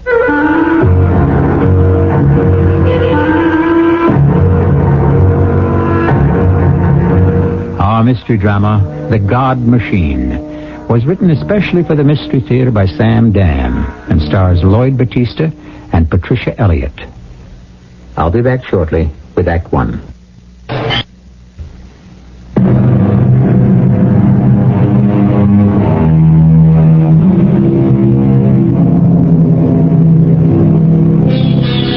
Throughout history, there's always been the quest. The quest for what? Well, the quest for the secret. What secret? Once again, which particular secret do you wish to know? The secret of certainty? The secret of success? The secret of wealth, power, immortality? Thousands of years ago, magicians would sacrifice a cow and claim to read the secret in a study of the entrails. We call that superstition. Today, when we wish to ascertain the secret, we send out people with clipboards who ask foolish questions. We call that research. That's the way it goes. Our story takes place at a time in the future. Please be seated. Thank you. You seem nervous. Well, yes, I guess I am. Why? Well, why not? At a time like this. What is there about a time like this to create what appears to be a state of emotional imbalance? Oh, I'm balanced. I'm perfectly balanced. Absolutely symmetrical. It's just, Yes? Well, nobody exactly looks forward to computer readout time, do they? Why not? It's just you never can tell what the computer has decided. It's sort of like learning your fate. Fate. That's an archaic word. I'm sorry. An unfortunate word. Well, I certainly didn't mean... A word which, if stated in seriousness, would indicate a definite need for readjustment. Well, sometimes a word just pops out. The word fate belongs to the obsolete societies of the barbaric past. I agree completely. This discredited, absolutely fallacious belief in so-called fate. What was it? Well, whatever it was definitely wrong. It presumed the inevitability of a course of events predetermined by some agent or agency beyond human control. You see how insidious such a belief can be? Of course. We would thus be relieved of all responsibility for our actions. Well, yes. We, and we alone, through a complete analysis of our own makeup, control ourselves and our society in our best interest. Oh, that's the gospel truth. Gospel? That sounds like another archaic word. What does it mean? Well, I'm not sure. You are obviously reading a great many of the archaic books. Well, it's legal, isn't it? Provided it does not make one's mind unsymmetric, in which case readjustment is indicated. Well, I don't take any of it seriously. That will be determined at your annual symmetry checkup. At this time, as your district programmer, I have summoned you here to inform you of the results of your latest computer readout. Thomas Y, 130546, you have just been married. Married? I am married? Yes. It is estimated that in 30 years we shall require an increase in mathematicians. Genetic Headquarters has therefore conducted an analysis of DNA and chromosome factors. Among others, it has been determined that a marriage between you, Thomas Y. 130-546, and Emma K. 998-727 shall produce offspring who will become master mathematicians. I am married? Yes. The legal documentation is already stored. But I don't know the girl. Why do you raise such an irrelevant point? It's just that the whole thing is such a surprise. Why? Certainly you knew that one day your marriage would be programmed. It's just that I thought... You thought... What is there to think about? Your home has already been selected and furnished. Furnished? In accordance with the registered and adjusted tastes and preferences of both of you. You will report there at once. Where? To North River. North River? Well, that's so far away. From what? Well, from my job. You have a new job. For the next 10 years, you and your married companion shall devote all your efforts and energy to producing your young. Look, I'm very happy with what I'm doing now. The computer has determined that you should be even happier in your new mission. That is, unless, of course, you are out of adjustment. Oh, no. I'm perfectly adjusted. Then let me be the first to congratulate you. Thomas. Oh, it's you, Paul. You're not even ready. You have to be at the port within the hour. Paul, what if I refuse to go? What if you refuse to... Thomas! What if I refuse? We shouldn't be having this kind of conversation. If I can't talk about a thing like this to my brother, to whom can I talk? To nobody. You know what they did to me, don't you? And don't use that word. Which word? They. There is no they. No? No. There's an us. A we. And each of our actions is governed and guided by the wisdom and the experience of all of us. They want me to get married. There's that they again. They ordered me to get married. For your own, and for society's good. How do I know I'll love this girl? Love? Your problem is those archaic books. Now just keep talking and thinking like those ancient authors. And I can't see how in the world you can hope to avoid readjustment. You know what happens to you there, don't you? Suppose I won't be able to love her. Love? Just listen to me. You've been married for 5 years. Do you love Dorothy? I like Dorothy. It's not the same thing. That's just the point. What is love? Love? Why, love is... Well, it can't really be defined. It's an intense and overwhelming feeling. You could also be describing a fever, which is exactly what love is. A fever of unknown origin. A fever of unknown duration. A devastating fever that strikes at random, without warning, reason, or rhyme. It's based on emotion, on passion. That's all right. But it isn't all right. It's not enough of a foundation for a lasting relationship between a man and a woman. It's too chancy for the genetic improvement of the human race. I want the right to choose my own mate. But you have chosen her. Your chromosomes and genes have chosen her. Your nerve endings and impulses have chosen her. Your entire psychic anatomy has chosen her, just as she has chosen you. Oh, you don't know what I mean. But I do. You would prefer to make this most vital decision on the basis of what? A momentary mood? A passing fancy? A transient emotion? However it works out, it's my own business, isn't it? No. It's our business. Society's business. You are part of the world. You will send children into the world. Well, in any event, Thomas, there's nothing you can do about it, really, is there? No.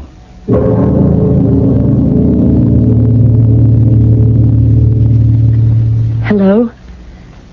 I'm Emma. I'm Thomas. Yes. Well, I see you got here to the house first.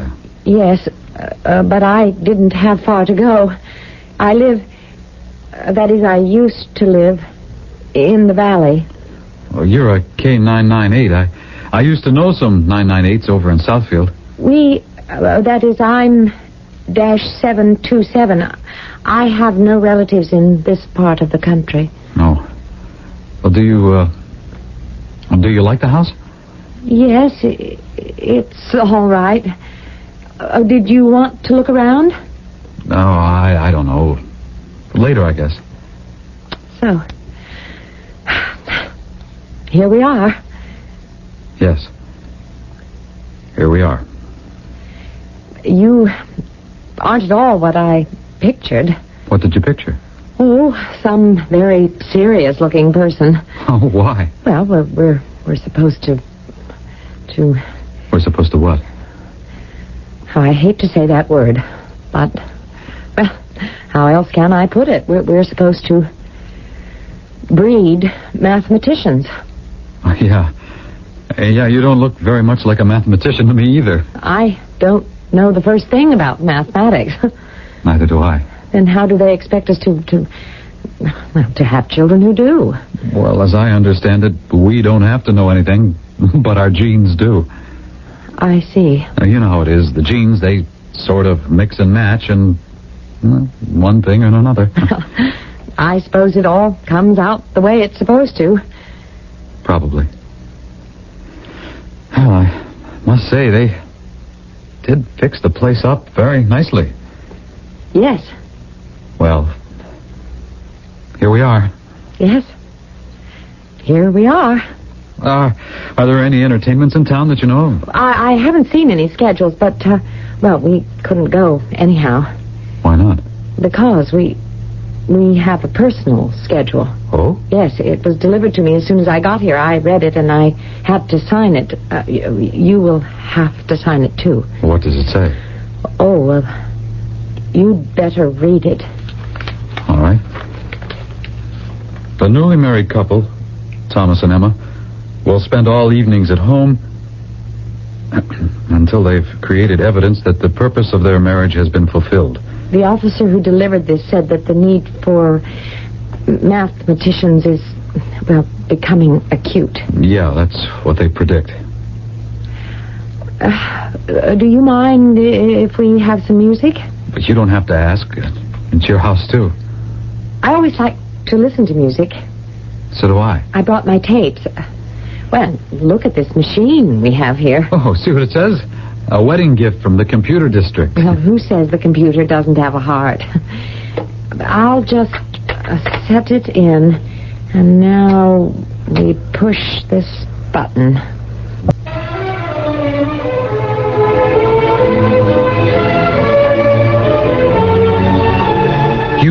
You like this? You go for this? Shall I? Yes. Oh, me too. You're joking. No, I love it. Well, listen to what else I've got on here.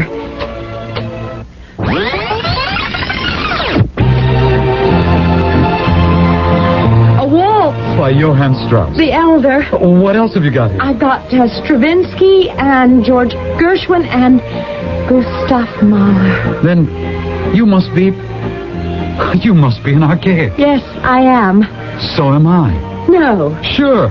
Rudyard Kipling. Scott Fitzgerald. Mark Twain. Hula hoops. Bubble gum. An archaic. I never dreamed it could happen. I never dreamed it could happen to me. I still can't believe it.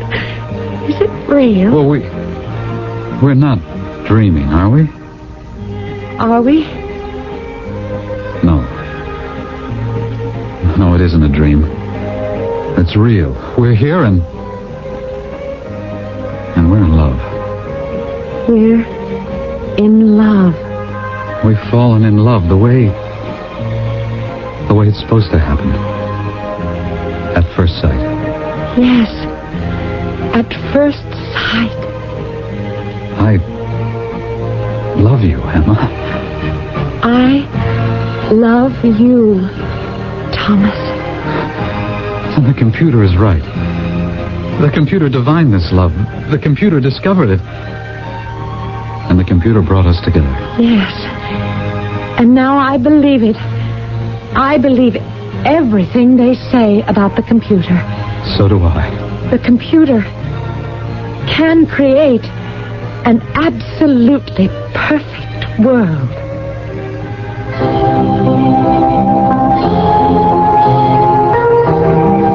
Of course it can. And seemingly, it has brought together two people of similar temperament and taste. So why shouldn't this marriage be a most happy success? Why? Well, for one very good reason.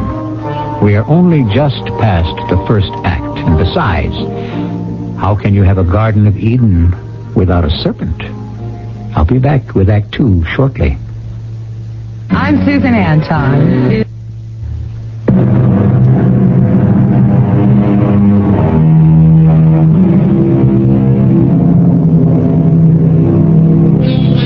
Mr. Charles Darwin once said, and I quote, "I believe that man, in the distant future, will be a far more perfect creature than he is now." He said that at least 100 years ago, but not more. Therefore, to him, we would be the creatures of the future. I wouldn't say we're more perfect than the people in his time, and the folks in our story who are living, say, 1,000 years from now do not appear to be any more perfect than we are. Besides, what is perfection? Are you happy, Emma? Oh, yes. I didn't know it was possible ever to be happy. It was something you were supposed to hope for, to strive for. You're not even supposed to use the word. Oh, I forgot. Happy is something neurotic, dangerous. It can warp the personality. You know the word they want us to use. Mm-hmm. Adjusted. Adjusted. When the one great scorer comes to write against your name, he marks not that you won or lost, but how you played the game. Don't tell me. You know, I don't think I ever heard that one before. Grantland Rice. You really know your archaics. He was a sports writer. That's right. They used to have people who wrote about sports. Well, you're going back 1,000 years. At least. What I wouldn't give to see a professional football game or a baseball. That's all been outlawed. I don't understand why. I do. I don't agree with it, but I can understand it. After all, there's an imbalance in a society where an athlete will be paid more than a research scientist. Well, you've got to hand it to the computer. It picked out two kooks like us and brought us together. Do you think they just wanted to get us out of the way? No. They brought us together to produce mathematicians. Well, no one can say we're not trying. A book of verses beneath the bough, a loaf of bread, a jug of wine, and thou. Do you know who wrote that? I give up. It was written by Omar, the tent maker. Oh, how would you like to live in a tent? Oh, all I would need is for someone to see it. I'd be packed in for readjustment. Emma, when did I last tell you that I loved you? About half an hour ago, I think. Are you beginning to take me for granted? When the children come along... Yes? Are we going to do what everyone else does? Are we going to let them take the kids away from us? Well, will we? They're not actually taking the children away. No? They're just putting them into the nursery. That's not taking them away? Well, they can take better care of them than we could. Well, that's not the point. They're our kids. They'll still be our kids. We'll visit them. It's not the same. Wouldn't you really like to watch your kid while he grows up? Be the one to feed him and clothe him and teach him things? I mean, isn't that the natural way to do it? There's just no way we could ever hope to do that. Well, maybe we could figure something out. Never. We've got to. Oh, look at us. Having an argument on how to raise a child that isn't even born yet. Would you like some music?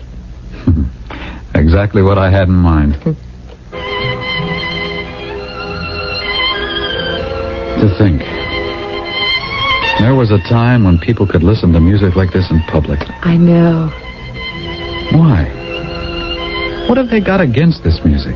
I mean, okay, the books. Maybe they could object to the ideas, but music? Well, the way it was explained to me, music represents the spirit of an era. And in the music of the past is all the restlessness and the conflicts and the neuroses. Well, I think everybody today is crazy. Except you and me.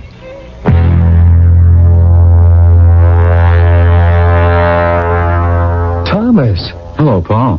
What are you doing here? Well, I have to report to the district programmer. Why? I was told there was another computer readout. Well, I don't see how it can be anything serious. No, neither do I.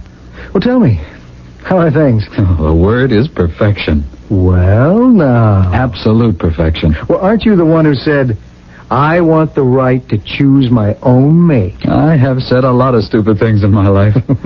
I hate to say I told you so. No, say it. I deserve it. Only the computer can match people perfectly. Now I know what true happiness... I beg your pardon, what true adjustment is. Well, you're finally growing up. I can just tell from now on, everything's going to be all right. Please be seated. Thank you. As your district programmer, I have summoned you here at this time to inform you that you have just been divorced. Divorced? The legal documentation has already been stored. Divorced? But no, I don't understand. Under the circumstances, you are entitled to an explanation. Wait a minute. There has been an error. An error? The computer makes an error? How? The computer never makes an error.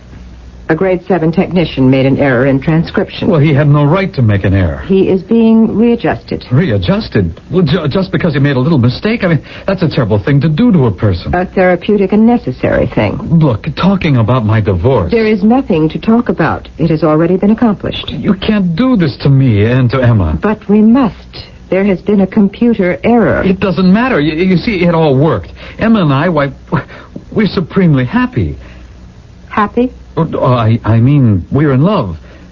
Love? We're in perfect symmetry. You can't be. Oh, please, believe me. I can only believe what the computer tells me, and when the two of you are placed into it, you simply do not balance. But we're in love. We get along very well. It won't work. It's working now. It won't last. How do you know? The computer knows. How? The attraction between you is not based on qualities of durable nature. Besides, you will not produce mathematicians. Well, aren't you going to thank me? Thank you. For what? As a well-adjusted citizen, you should thank me for rectifying what could have been the crucial mistake of your life. Yeah. Thanks. Thanks a million.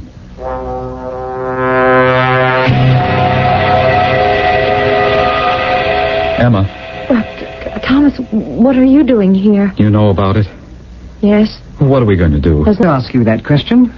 However, I am Walter V278-664. I assume I'm in the presence of my newly married companion, Emma K998-727. Oh. She happens to be my married companion. There would appear to be an error. I have here the certificate. Oh, yes, I was told about the minor mishap in readout. A minor mishap? That's what you consider it? What else? I mean, you're suddenly informed that your marriage is canceled, and that's a minor mishap? I believe you are becoming dangerously emotional. No, I believe I have a right to. No one ever has the right to become dangerously emotional, and especially over such a minor affair as this. Minor? What else is it? It's only marriage. You'll stay to dinner, I hope? Stay to dinner? Well, is there any reason why the three of us shouldn't be good friends? Yes. Really? I can't imagine why. I happen to be in love with Emma. Oh, that's a rather archaic concept, isn't it? And she happens to be in love with me. Really? Are you in love with Emma? Love? I'm not in love with anybody. Nor do I ever intend to be. You would become a married companion of a woman you didn't love. My dear chap, if I should ever become so unsymmetrical as to fall in love, I would take great pains to see to it that I never married her. Oh, I disagree with that. My goodness. You are a thoroughgoing, dyed-in-the-wool archaic. I heard there were fellows like you, but I never ran into any before. What do you say to a little music, huh? Well, it generally clears the air. Thomas, you'd better go. No, Emma, Please. I can't. Thomas, why make it so hard for us? There's nothing we can do. We'll appeal. No, I'm afraid. Ah, here we are.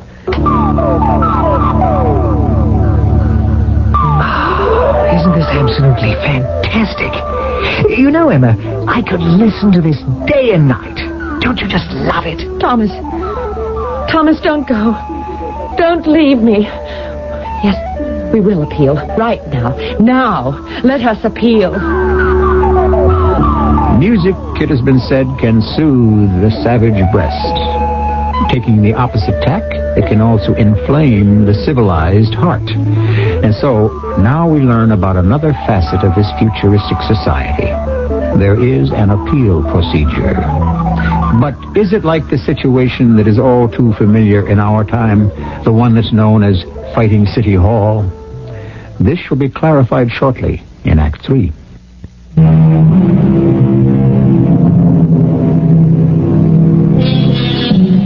Certain things never seem to change, and one of them is the triangle. Not the geometric triangle of Euclid, but the human triangle. 2 men and 1 woman, or 2 women and 1 man. The geometric triangles can always be neatly solved. That is because mathematics follows precise and rigid rules. Human triangles, on the other hand, defy analysis, resist definition, and evade solution. What are you saying, Emma? I said Thomas and I must appeal. I can't believe you. Why can't you believe her? You mean you'll risk readjustment? Yes. Why? Because I love Thomas. You love Thomas? Now, there's an unbalanced statement if I ever heard one. But don't worry. I'm not an informer. Well, actually, you do seem like a really nice person, Walter. Aside from your grotesque taste in music, it's a pity you have to be the one in the middle. Why do I have to be the one in the middle? Why? Well, for that matter, why does anyone have to be in the middle? Believe me, the whole business isn't worth risking readjustment. You keep saying that. It's true. We're in love, but you couldn't understand that. I sincerely hope I never understand what love is or feels like. I want nothing to do with it. I said it before. There's no reason why we all can't be friends. I like Emma, sure, but I like quite a few other girls, too. Just a minute. Are you implying what I think? Are you saying that you and I should share, Emma? Share? Now, that should be the greatest of all archaic words. Just answer the question. The answer should be self-evident. I refuse to share Emma with anybody. How can you be so selfish? Do you realize what an antisocial attitude you have? Suppose everyone felt that way about their married companion. We'd have violence in every street, in every home. But just a moment. I should have something to say about this. I was waiting for you to interject something reasonable and sensible, Emma. I only want 1 man. I really think the 2 of you deserve each other. You may only want 1 man, Emma, but society requires you to have more. Then society is wrong. Genetically, society is right. It's the only way to bring the proper children into the world. Emma and I want our own children. Children are never your own. We're going around and around. I'm only saying, be sensible. I happen to know an archaic phrase or 2 myself. And you recall the one that applies here? Don't make waves. You wish to request an appeal? Yes. Have you thought about it? Yes. Carefully? We are determined. It is my duty as your district programmer to warn you of the implications of this act. We're already aware of them. You have filled out the necessary forms? Yes, and we wish to present them here officially. The law provides for a 20-day cooling-off period. That isn't necessary. We know our minds. Nevertheless, it must be followed. Your request for appeal is now tentatively acknowledged. Tentatively? At the end of this period, if you are still determined to go through with this procedure, you will report to the chief programmer. Otherwise, your request will be null and void. We'll be there.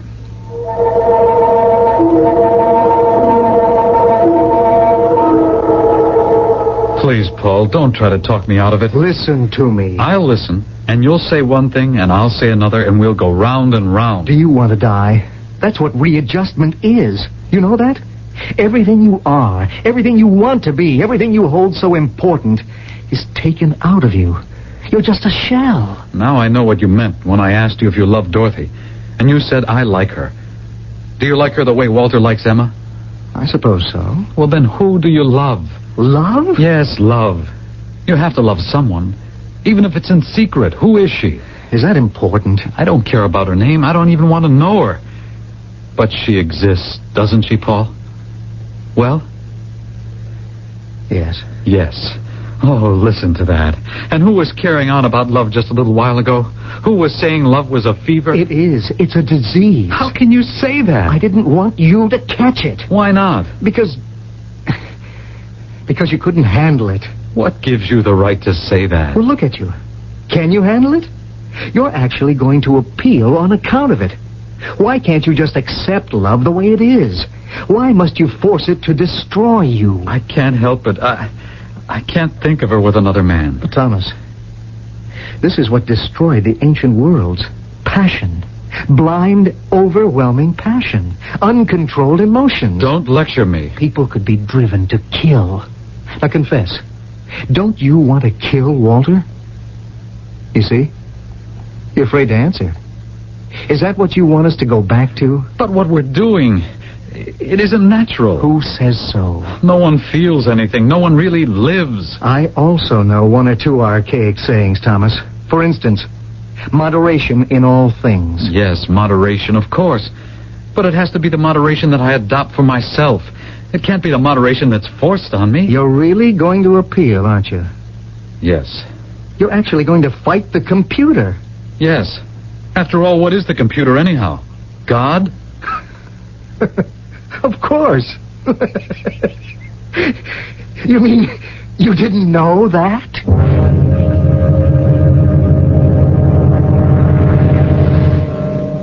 We only have 15 more days. Do you want to change your mind? We're going to lose. I know. Do you know why? Because you can't fight the computer. And do you know why? Because the computer is God. God? I never thought about it. Until my brother said it a little while ago. He laughed. Yeah, I'm sure he thinks it's a joke. But it's true. The computer is God. But how? What was God to the ancients? Something or someone infallible? Omnipotent? But the computer, it's something that we make. All peoples make their own gods. Well, even if that's true, how does it help us? What we make, we can also destroy. How can we destroy the computer? Easily. Blow it up. What are you saying? And then the world can start all over again. Blow up the computer? Why not? But you know what they'll do to us. Who? The government. But everybody. Well, maybe. But how can you say maybe? It's a fact. No, I've learned something. I learned that most people live by fooling the computer, by finding ways to get around it, by paying lip service to it. Well, how does that help anything? We'll be doing a service to humanity. We'll be saying, look, you don't have to pretend anymore. You can live honestly, freely. You can be true to your feelings, your emotions. The people won't allow the government to readjust us. We're going to start a revolution. Thomas, do you believe that? Don't you? Well, I don't know. Then believe me, I'm right. I know I'm right.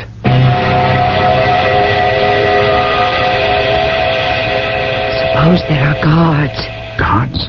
Why? This is the main computer bank, and, well... No, God isn't protected by guards, but by awe, by fear. Please, be careful, Thomas.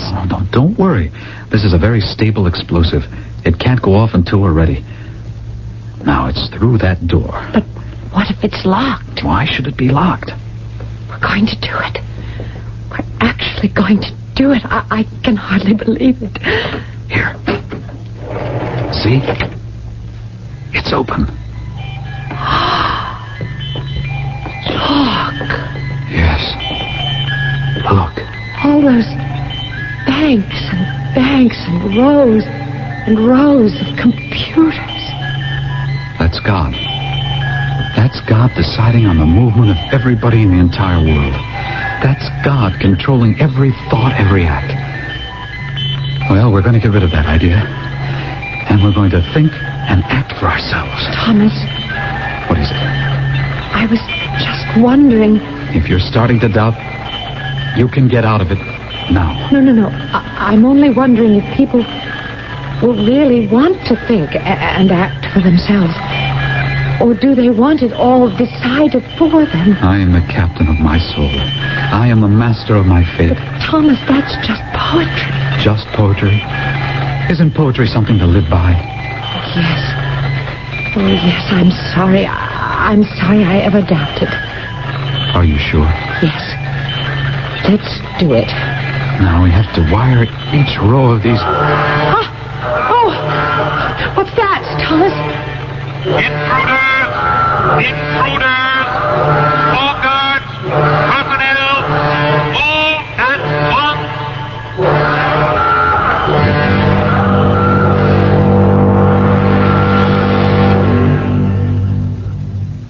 They did attempt to destroy the main computer bank. Since they are obviously too unbalanced, too unsymmetrical to speak in their own defense, who does appear for them? With your permission, I am brother to Thomas and brother-in-law to Emma. And what have you to say? The fault is not with these two immature people. It lies with the archaic books and tapes. Their minds have been confused by the neuroses of ancient writers, philosophers, and poets. Thus, they were driven to this. Yes, it is a most serious crime, but readjustment is a most serious punishment. Readjustment is not a punishment. It is a therapy. It is a most drastic therapy. May I suggest an extended period of re-education and retraining under more benign circumstances? Let us replace their subversive and destructive ideas by study and analysis, rather than by the searing trauma of electric shock. I have made my statement. Thank you for your efforts to secure justice. This office has taken all possible factors into consideration.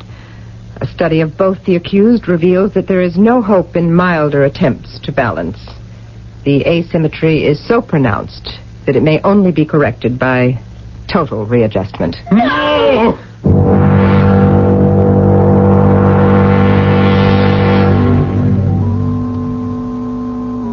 I do believe we have a visitor, Emma. A visitor? Oh, it's Thomas. Thomas. Sit down, Thomas. Let me turn this thing off. I must say, you're looking good. Thank you, Walter. Hello, Emma. How are you, Thomas? Well, what can we do for you? I was just out walking. I'm married now. Yes, we heard. We're supposed to produce marine biologists. Well, it's the coming field, I understand. Well, why don't you bring her over sometime? She's very busy. I hardly get to see her myself. Well, that's the way it goes. I understand. Oh, Emma, my dear, I have an appointment. Are you leaving? It won't be for long. And besides, Thomas will keep you company. Why did you have to rock the boat? Well, I'll see you later. What did he mean by that? Rock the boat? I don't know. Thomas, do I know you? I think we know each other, but I'm not sure. There are things I simply can't remember anymore. Yes. I feel that way, too. Sometimes my head hurts. Mine does, too. And I get the feeling that I'm being punished, but I can't seem to remember why. Neither can I. If only I could remember why I'm being punished. If only.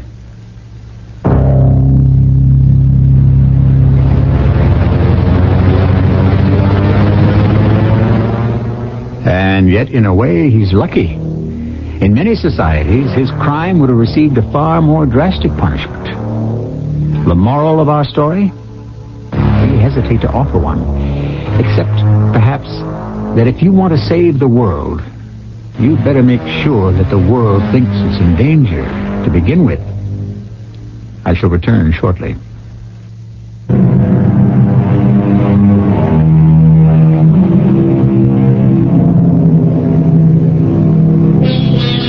We began our little session with a discussion of the basic similarities between ancient and modern man. Ancient man had an entire pantheon of gods, and they had to be consulted before each and every venture. Today, we demand the same services of a machine.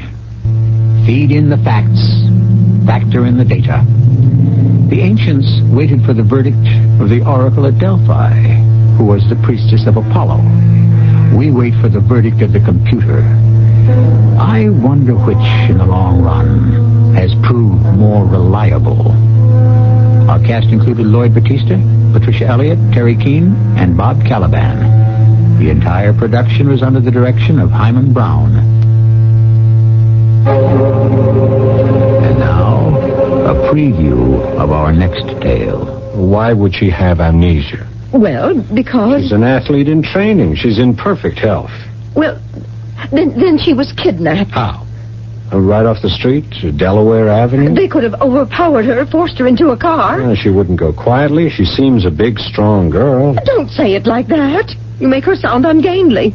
She's beautifully built. Well, you can't rule out the possibility of kidnapping, Sergeant. You'd have received word by now about a ransom. Well, maybe it's the kind of kidnapping where girls are sold into, slavery. Oh, please, Molly.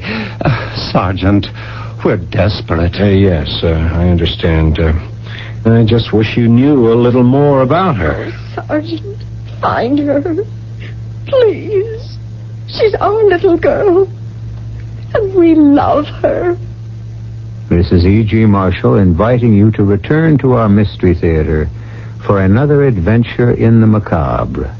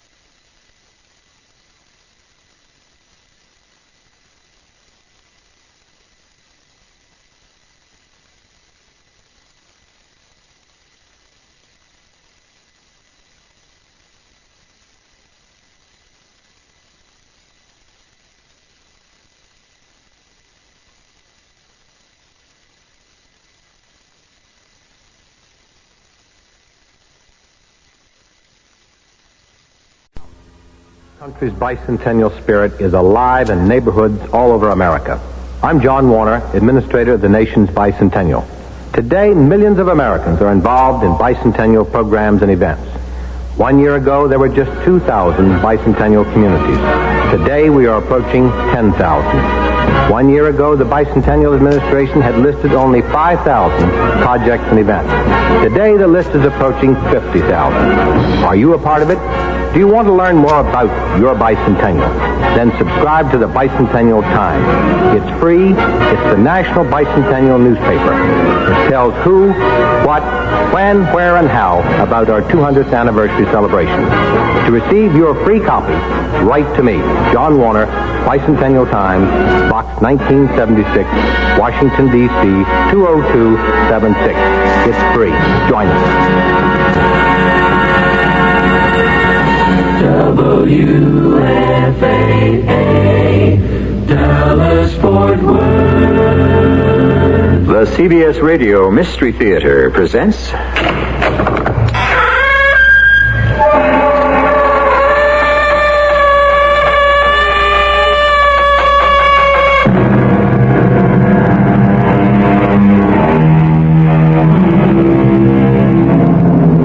Come in. Welcome. I'm E.G. Marshall. One always admires the truth seekers, and rightly so. However, there have been times when men of good conscience have deliberately concealed the truth because they felt it would be unbearably painful. Paraphrasing the 17th century philosopher Vico, it might be said that men who do not know the truth of things try to reach certainty about them to satisfy their conscience. And yet the discovery of truth can sometimes bring about the exact opposite effect. It satisfies everything except one's conscience. If I understand you correctly, and I think I do, Monsieur Dubois, you're telling me that you know exactly what I'm going to find out, and that it's ugly and venomous, and therefore should be kept secret. I say more than that, madame. I issue you a warning, and I beg you to heed it while there is still time. If you persist in this search, it will lead you inevitably to those who hold life very cheaply. So I ask you for your own sake, go home. Go home before you damage yourself irreparably.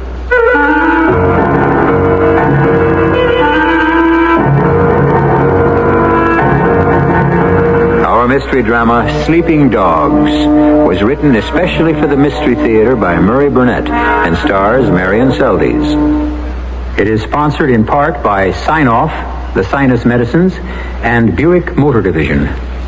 I'll be back shortly with Act One. Well, sir, I see you're one of the many people who bought a new Buick Century. That's right. Boy, you want to talk about roomy and comfortable. Just take a look in there. Go ahead. But you have curtains hanging in your car. Yes, and wallpaper, too. Well, why's that? Well, we like the Century so much, we decided to sell a house and live in it. Huh. Well, doesn't that get just a little crowded? Oh, I suppose it might after a while, but, we aren't home that much. Oh. Yeah, we got a little Skyhawk up north. Buick, dedicated to the free spirit in just about everyone. I want that sinus medicine. Headache tablet? No, the sinus medicine that relieves headache and congestion, internal sinus pressure, and postnasal drip. You mean Sign-Off? Exactly. Compare Sign-Off tablets with anything you've ever taken for sinus. No sinus tablet you can buy relieves more symptoms. Sign-Off gives you a full dose of pure aspirin plus a powerful sinus drainer. Sign-Off works fast to help sinus pain while you drain. Sineoff. Sign-Off, the sinus medicines in the bright red box. Take when needed, only as directed. Today, more than ever, isn't it great to know scouting is still going strong? Scouting's a lot of fun, and you get a lot out of it because you can camp, and you can work on merit badges, and you can work on skill Still awards. helping our kids grow up to become good Americans, to be prepared.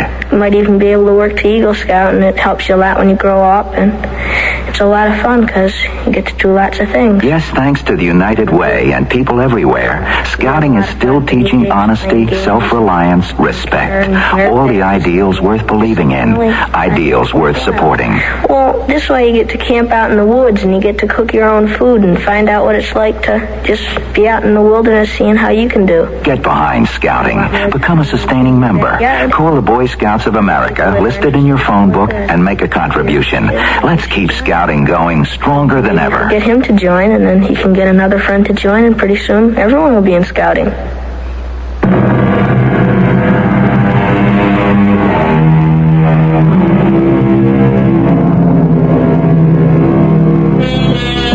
Memory is the great eraser. It has a way of betraying our senses by blotting out the jagged edges of sorrow and unhappiness and leaving us with a false glow of happiness for the good old days. Although it has been proven that the good old days weren't really so good at all. Many of us refuse to believe it, preferring to trust our memories. And some of us even go so far as to spend a lot of time in trying to relive the past. Don, did you see this article in tonight's paper? Mm-hmm. Oh, you were dozing again. No, I was sleeping. Listen to this. Yesterday, the remaining members of that gallant underground group of World War II, Les Insurgents, had a sad reunion. The occasion was the funeral of one of their comrades, Léon Brulé, who died after a long illness, reducing the living members of that famous band to 6. Les Insurgents were renowned for their daring exploits during the Nazi occupation and for being the link between a group of U.S. paratroops and the Free French forces some months prior to D-Day. Now, what do you think of that? Léon Brulé. He was a good man, Leon. Was he? Or was he the man who turned over Lance to the Gestapo? Oh, please, Florence, I thought that perhaps you were beginning to forget. Please, let's not tear at this thing. I could stop if I once knew. Was Léon Brulé the man who betrayed Lance? Oh, he couldn't have been.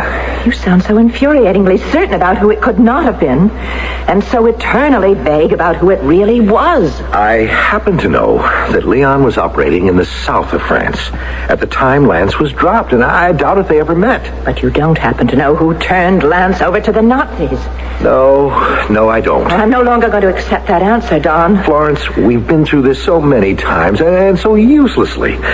Please don't let that news item upset you. It hasn't upset me. It's given me an idea. I'm going to Paris. Somebody there must know. After 30 years, it's been forgotten, I'm sure, if anyone ever really did know. I've been married to you for more than 20 years, Don. And I still can't understand your attitude about Lance's death. After all, you were both in the same outfit. Florence, millions of people were killed in the war, and a lot of them were paratroopers. But only one was Lance Sheldon. And he didn't have to die. He died because some coward turned him into the Germans to save his own skin. Do you think it's right that whoever that was should go unpunished? I don't think the man went unpunished. I think Les Insurgents took care of him. Well, then why don't you or anyone else know his name? Because of Les Insurgents. I was there. I worked with them. They had a fierce pride in themselves and their love of France. To the public, every one of Les Insurgents was a hero. If one wasn't, no one will ever know. And that's the way they intend to keep it. I'm just as proud of Lance and his record. He was so beautifully young, Don. So brave. I'm sorry. I'm leaving for Paris as soon as I can get on a plane. Florence, do you believe I love you? Oh, Don, of course. Then listen to me when I tell you not to go, not to waste your time. Oh, how can I explain this to you? The times were different then. And no, they were murderous. It wasn't only the war and the killings and the fear. It was the people. I don't want you rooting around in that garbage heap. It could be dangerous. You don't have the faintest idea of what you might be getting into or even where to start. Yes, I do. I just read part of the newspaper article to you. The rest of it dealt with a priest, Father Vilmy. He's the parish priest where Léon Brulé was buried, and he used to be one of the leaders of Les Insurgents. I'm going to start with him. Father Vilmy? Yes. Come in. Thank you. My name is Florence Peterson. Mrs. Peterson.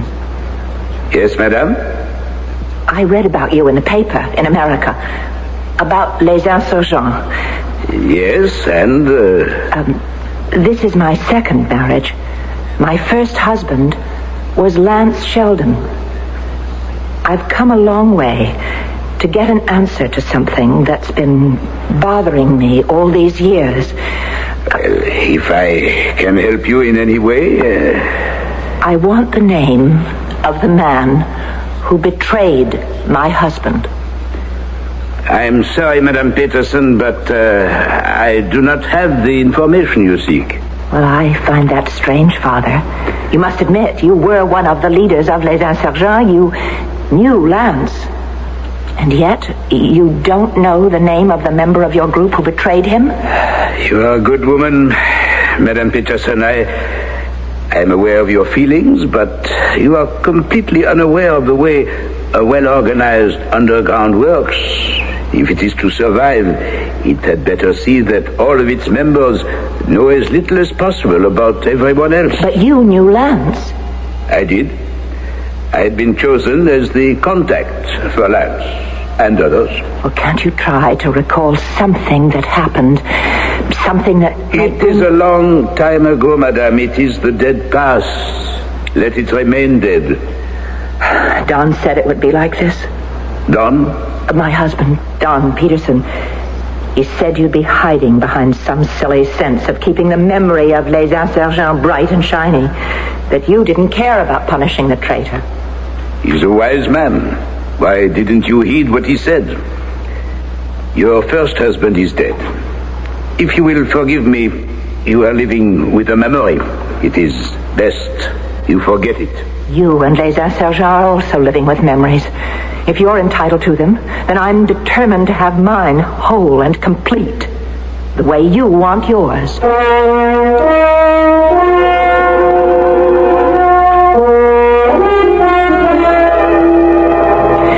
Salad niçoise and black coffee is all I want.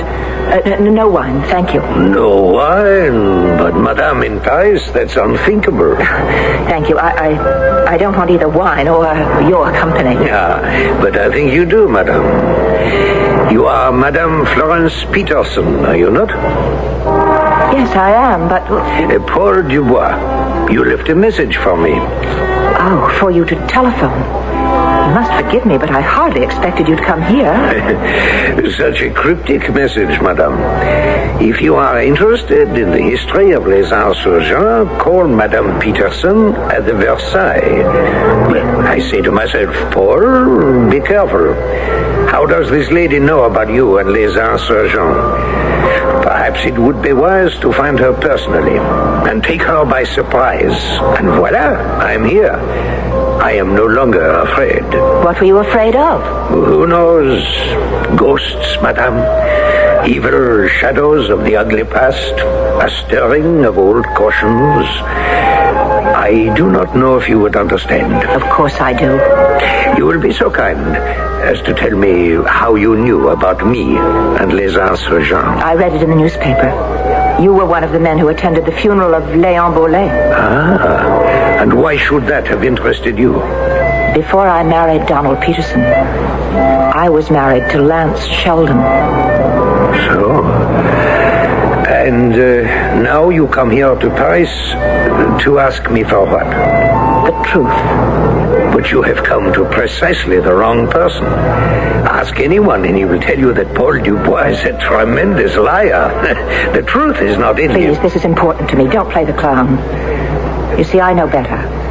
Don has spoken to me about you many times. Don is a fine man. Has he not told you what you want to know about Lance? He can't, because he doesn't know. Not know, but Don and Lance were in the same outfit. They went through training together. Surely Don would know what a magnificent officer Lance was and how his men... I don't need Don, nor you, to sing Lance's praises to me. After all, I was his wife for 6 months. 6 beautiful months. What I want to know is who betrayed him. Why now, Madame? After all these years? I want justice. I want the man who delivered him to the Nazis punished. I want to make him suffer, just as Lance must have suffered before he died. I see. Your husband sent you? No, he asked me not to come. Why do you think he would make such a request? Oh, he's been telling me for years, let sleeping dogs lie. Don't reopen old wounds, but that's not his real reason. No? What do you think it is? Jealousy. I suppose we both know I'd never have married Don if Lance lived, and I think he wants me to forget. And you think he's wrong? No, I think he's right. But what he doesn't understand is that I can forget much more quickly and easily if I could once be sure that the man who betrayed Lance had gotten what he deserved. Do any of us ever get what we deserve? Oh, Monsieur Dubois, I didn't come more than 3,000 miles to answer philosophical questions. I understand, madame. You came for revenge. I should think you'd be even more anxious than I to see the man who betrayed you punished. Madame, if I were to tell you... That man there, at the door. It's Father Vilmy. Nonsense. What would he be doing here? I tell you, it is. Yeah, well, sit here a moment. I've known Alex much longer than you. I'll see if it is he. He's not wearing his collar. He just went out the door. I'll be back immediately.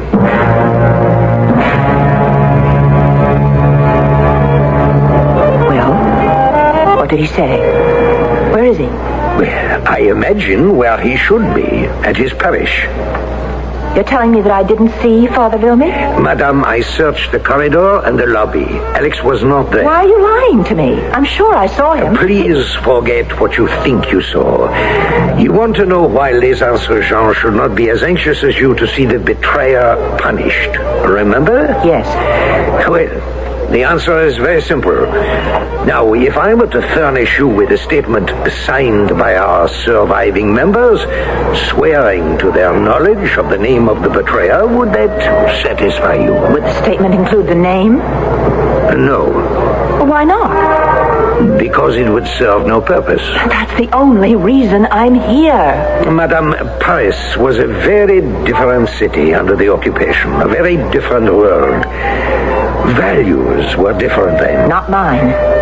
Have you ever turned up a stone and suddenly what was beautiful and verdant is ugly and venomous, and the peaceful countryside changes completely? You are telling me that what I may find out is ugly and venomous and therefore should be kept a secret. I am saying more than that, Madame Peterson. I am asking you to take the statement we are willing to give you and return home. Heed my warning while there is still time.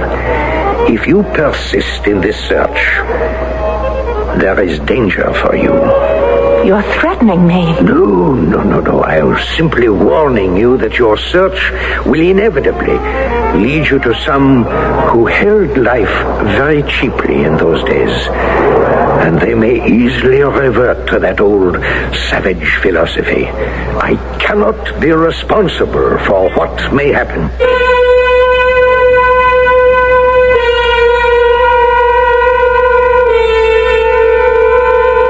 The Bible says, and the truth shall set you free. But it doesn't say at what cost. Some people aren't willing to pay the price. But Florence Peterson seems willing to risk her life in order to find and punish the man who betrayed her husband. I'll be back shortly with Act 2. Sears announces the Great American Paint Sale. Now save $4 a gallon on Easy Living, the one-coat paint Sears used to help protect the home of Betsy Ross and Boston's Old North Church.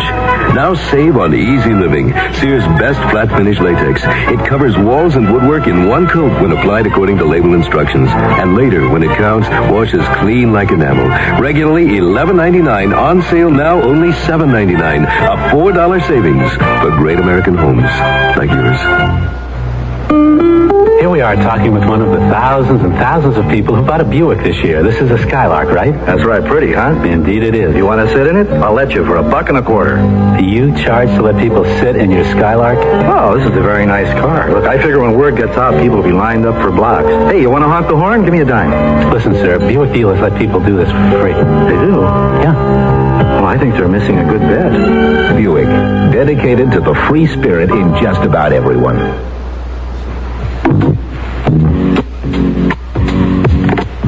Parents, reading is educational. Reading is exciting. Reading is fun.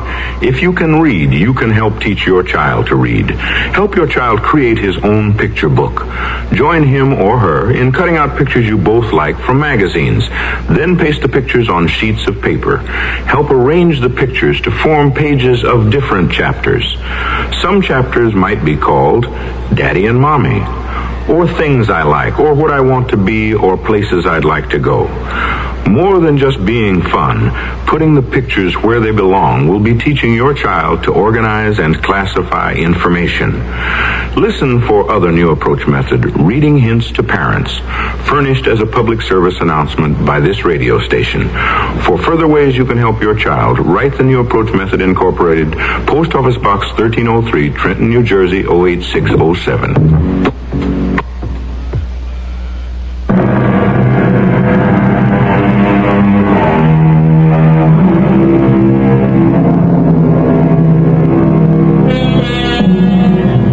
Perhaps too much about anti-American feeling all over the world, and some travelers return with stories about the coldness of the French to American visitors. Most Americans still find Paris a beautiful and friendly city to visit, but the reception given to Florence Peterson is really something else. Not only do the people she is seeing say, in effect, Yankee go home, but they are seemingly willing to force her to get out of France.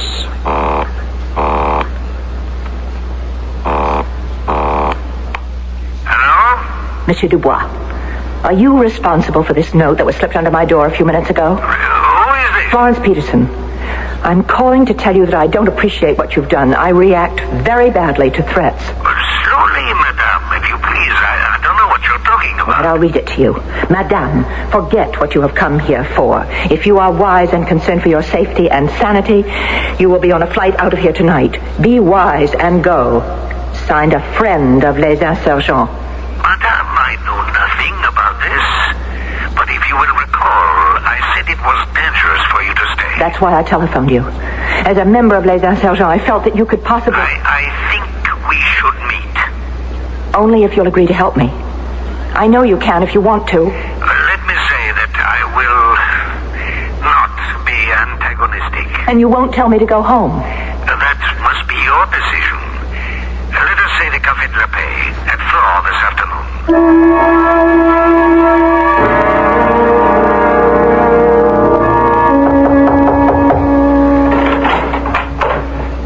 Oh, Mr. Craig, do come in. Thank you, Ms. Peterson, for seeing me. My credentials to show that I'm attached to the consul here in Paris. I checked right after you phoned. That was wise. I can't imagine why you wanted to see me. Well, about your, shall we say, mission here in Paris. And how did you hear about it, Mr. Craig? Well, that doesn't have any bearing on my reason for being here, Mrs. Peterson. You've opened a can of worms. I thought so. I'm happy to hear you confirm it. Don't jump to conclusions. We're not happy about what you're trying to do. What? Well, now, please, I'd like you to try to understand. I'll try. The information you seek will only, stir up a lot of trouble and cause repercussions that far outweigh any personal motives that you may have. Mr. Craig, why should you be here to keep me quiet? Well, I assure you, Mrs. Peterson. What is it? Why are so many people anxious for me not to know the identity of a traitor? Well, that's one way of looking at it. Is there any other way? Mrs. Peterson, whether you like it or not, the world has moved on. Some of the heroes of the resistance, and particularly Les Insurgents, have become important figures. What you're trying to tell me in your special diplomatic fashion is that the man who betrayed my husband is now an important figure and must be protected. No, I never said that. You've misunderstood completely. No, I don't think so. Mr. Craig, I don't care what happens, as long as I can find the man who was responsible for my husband's death.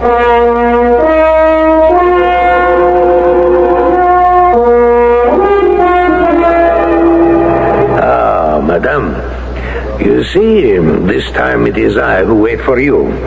Please sit down. Thank you, Monsieur Dubois. Does this mean you are willing to help me? Of course. The more I thought about your obvious love for young Sheldon, the more I sympathized. At first, I was thinking too much of Les Insurgents and your present husband. What do you mean?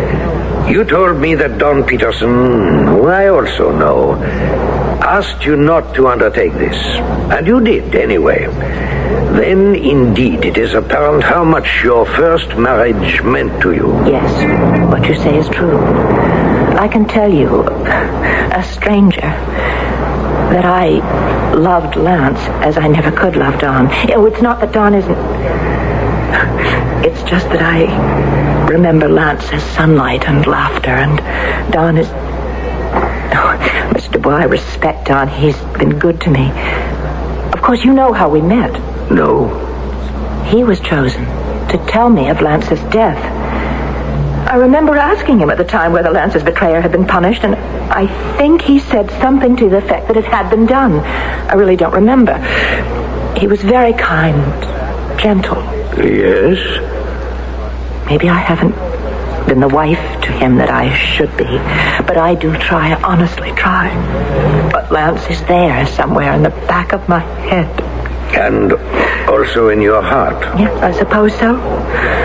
But I really believe that if I can satisfy myself that justice has been done, then maybe it isn't too late for me to make it up to Don. And that is why I am here. I am prepared to help. Then you'll give me the name. That's not for me to decide. I must obtain permission from my comrades. If you will wait until I make a phone call, I may have some news for you.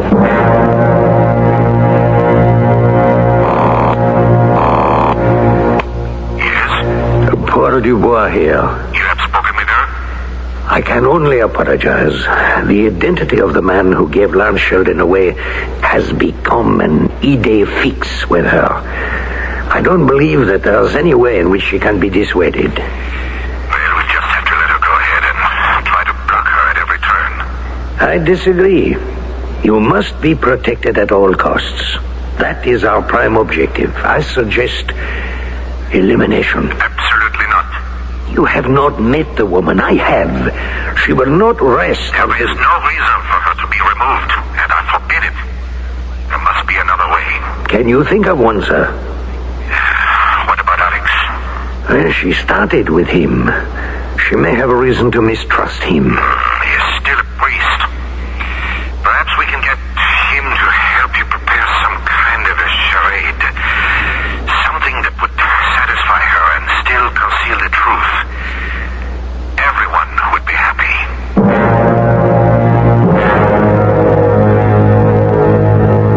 That was a long call. Well, can you tell me the name? Not at the moment, madame, but I am hopeful. Of what? Of getting permission from those who have yet to be contacted. And how long will that take? Oh, a day or two at the most. Meanwhile, you enjoy the beautiful sights of Paris, and I promise to contact you.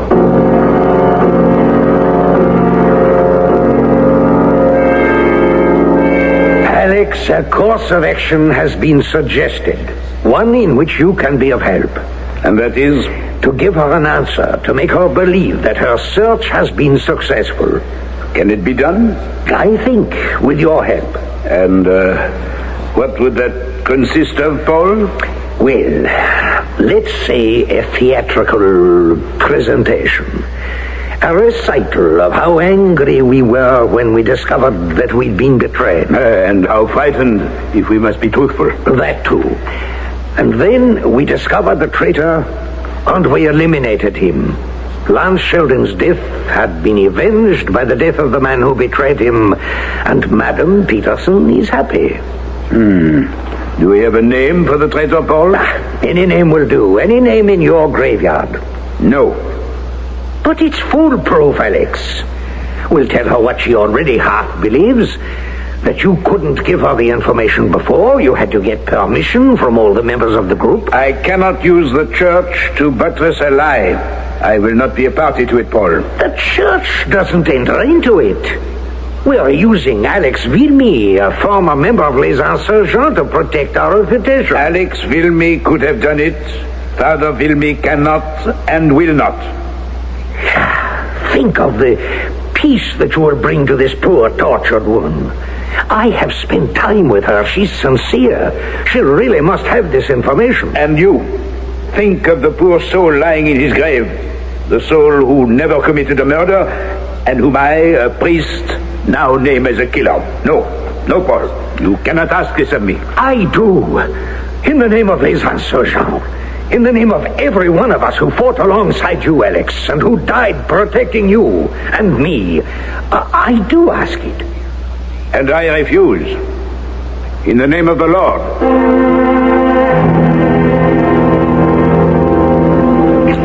Mr. Craig, if you've come here again to tell me to leave Paris, you're just wasting... I would be just wasting my time. I know that, Mrs. Pearson. And as I told you over the phone, that's not my purpose. But surely you're not here to help me. Well, that's exactly why I am here. There's been a good deal of time spent at the consulate about you and your search. And we're deeply concerned about your safety. Please. Oh, we do have a responsibility for your welfare. We must keep an eye on you here in Paris. But we ask you a favor. To give us your word that if you leave the city, you'll let us know immediately. And also tell us your destination. Why should I do that? Well, for your own sake. It isn't too much to ask. All right. I don't see what harm that can do.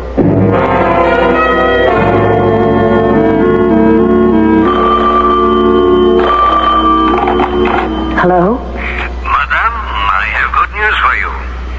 Tomorrow you shall have the answer you seek. You will be downstairs in front of the hotel at exactly 10 o'clock in the morning, because we have to drive out of Paris.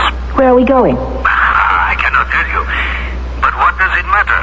I promise that when we are finished, there will be no more questions in your mind. Oh, that's wonderful. Oh, but... Oh, I feel like such a fool. I've made a commitment. I thought you were committed, madame, to finding the name of the man. Oh, I am. I'll go with you, but I promised to inform the American consulate if I left Paris, to tell them where I'm going. Out of the question. But I gave Mr. Craig my word. That is regrettable. I wish you a good day. No. Don't hang up. Why can't you let me tell the consulate? What harm could there be in that? Madame, you have never understood us or our motives. You have looked only at yourself. I thought by now you would have realized how jealous les insurgents are of their place in history, of our reputation. Because I pleaded your cause, and because the answer you seek concerns me personally, permission has been given to tell you the whole story. But it must stop there. No one else. I thought I could trust you. All right. No. All right. I'll be downstairs at 10 o'clock, and I'll go with you, and I won't tell a soul. I give you my word.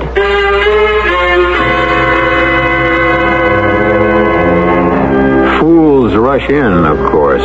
But as a matter of fact, Florence Peterson is neither a fool nor an angel.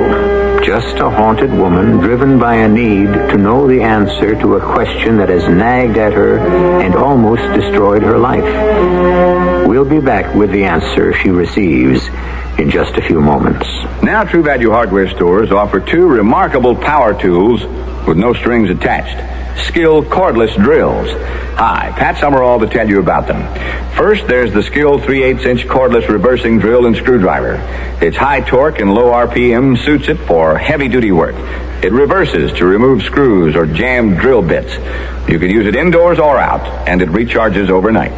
This Skill 3/8-inch cordless reversing drill works so well, you'll probably use it even where your regular drill would reach. Yet it's just $39.99. The second skill tool from your True Value hardware store is the 1/4-inch cordless drill with double reduction gearing for high torque and the trigger safety lock to prevent accidental starts.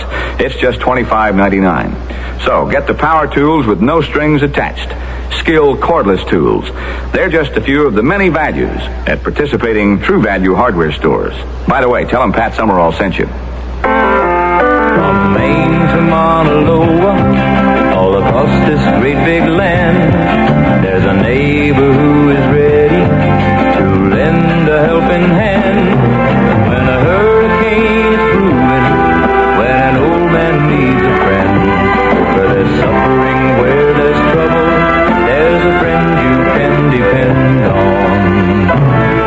From Maine to Mauna Loa, all across this great big land, there's a neighbor who is ready to lend a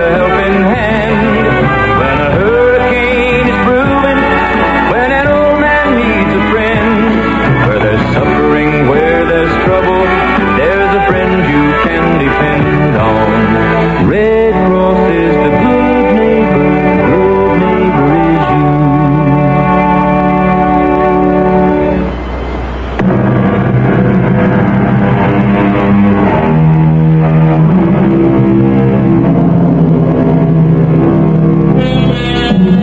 At some point in our lives, I'm sure all of us have felt that we were out of place.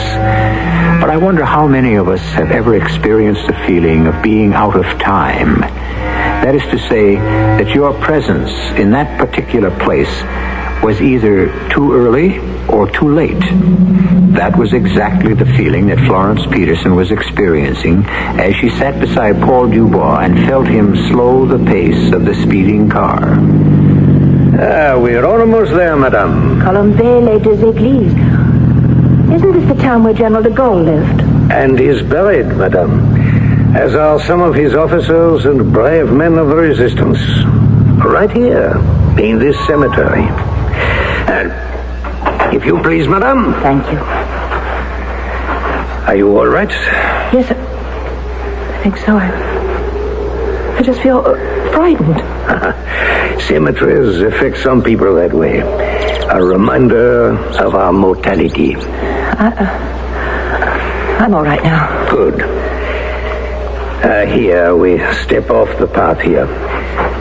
My family plot is just over there. You're showing me a grave? Yes, madame. A tombstone. And on that tombstone will be the name you seek. But I thought you said this was your family. The end of your search. René Dubois. Born 1921. Died 1944. My brother, madame. My brother was the traitor. Oh, no. Oh, I'm sorry. No, you are not. He was too young. I blame myself, but it was difficult. We had always been close, and we made a mistake. I told him about les insurgents and asked him if he wanted to join us. I knew, of course, what the answer would be. But I did not know that within 2 weeks he would be caught. It was too soon. I understand. You don't have to say anymore. You must hear the whole story. We knew René had been captured, but he rejoined us a week later with only a few superficial bruises and a story that he deceived the Gestapo into thinking him an innocent. I wanted to believe him. I think it was only because he was my brother that the other officers allowed themselves also to be deluded. But it was possible, wasn't it? Hardly, madame. We had seen too many prisoners who had been interrogated by the Gestapo. And then little things began to go wrong. Our plan seemed foredoomed to failure. And we knew. But still, no one said anything to me until your husband was captured. Then we knew action had to be taken. He was my brother, madame. And I executed him. Your husband and les insurgents were avenged. But an oath was taken, madame, an oath not to reveal this to anyone. It was something that was finished and forgotten. I promise to forget. I will never breathe a word of this to a living soul. I understand so much now. The reason for your actions and Father Villamy. Monsieur Dubois, I neglected to ask you when you ordered the gravestone I put in your plot yesterday whether you desired the bill to be sent to your home or your office.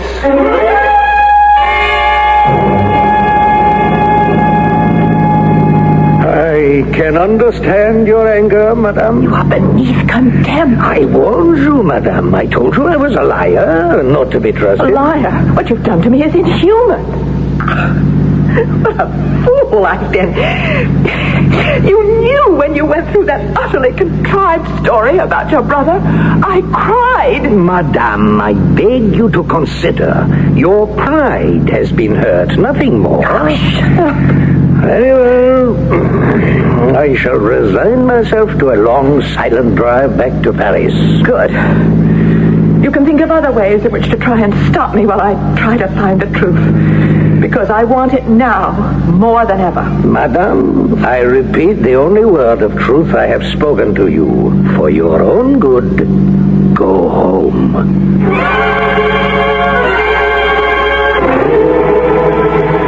Hello? Dubois. Paul, I trust you have good news and everything went well. A disaster. The stonemason asked where he should send the bill just after I'd convinced her. I shall never forgive myself for not paying him at the time. It was... Bad luck. It would seem we have almost exhausted our resources. I don't see what else we can do short of... Well, you will have to forget about her, obviously. I still have one avenue open to me. I cannot think of a single possibility. The truth. Well, aside from the risk you run, I don't think that at this point she would believe it.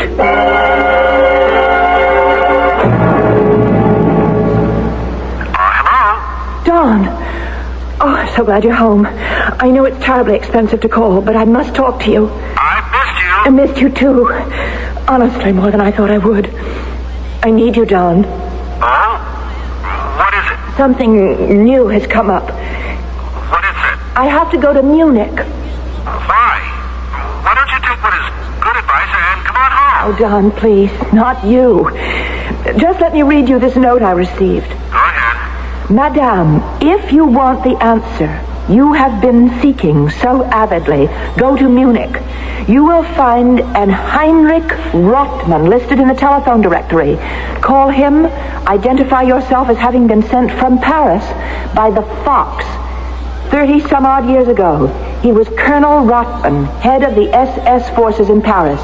He has the answer you seek. Don, you hear me? Yes? Well, what should I do? All I can say is that there was a Colonel Rothman. And if I were you, I'd call Munich before I leave Paris. If you reach him, tell him you're coming. Don't tell him why over the phone.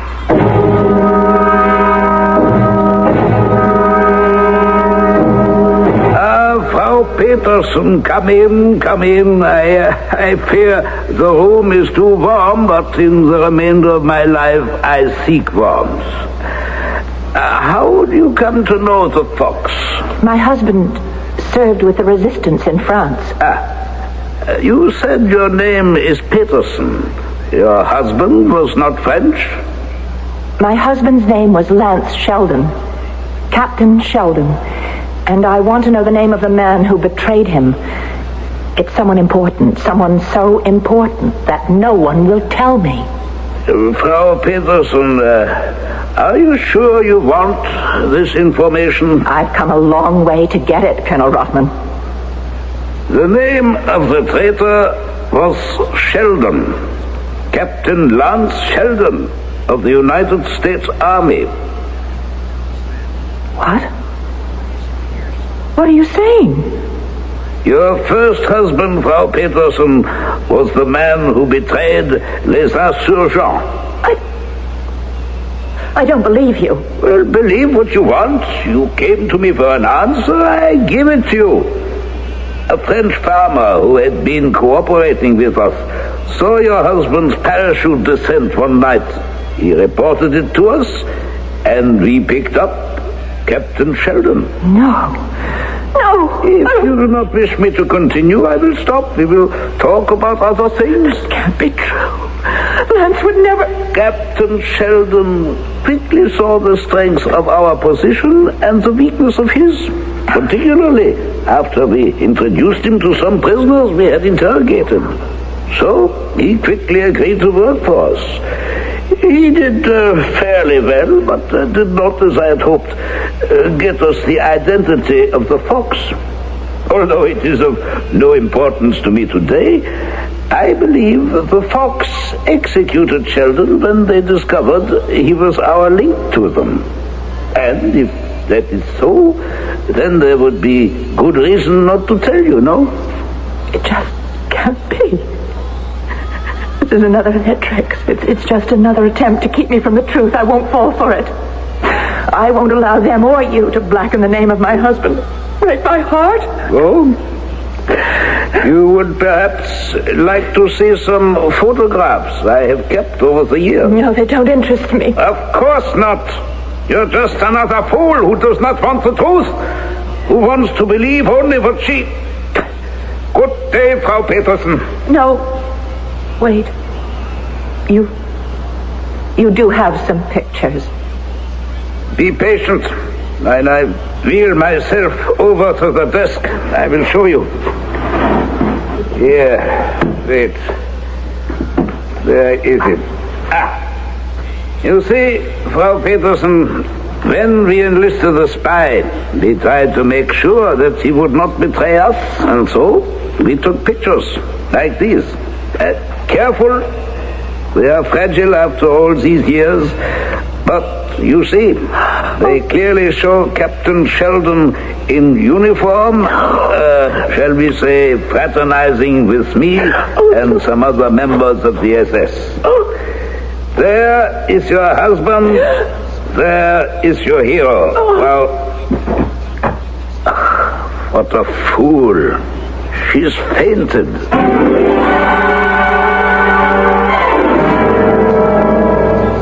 Florence, over here this way. Don! How did you know I'd be on that? Dubois cabled me that you'd be on this flight. Oh, well, that was nice of him. Of course. Well, now you know. Yes, I know. Don, I can't face you. All these years.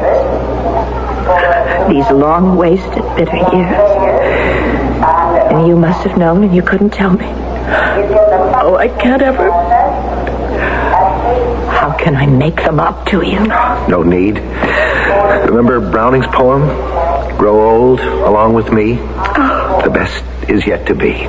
Don. For you, Florence. And for us.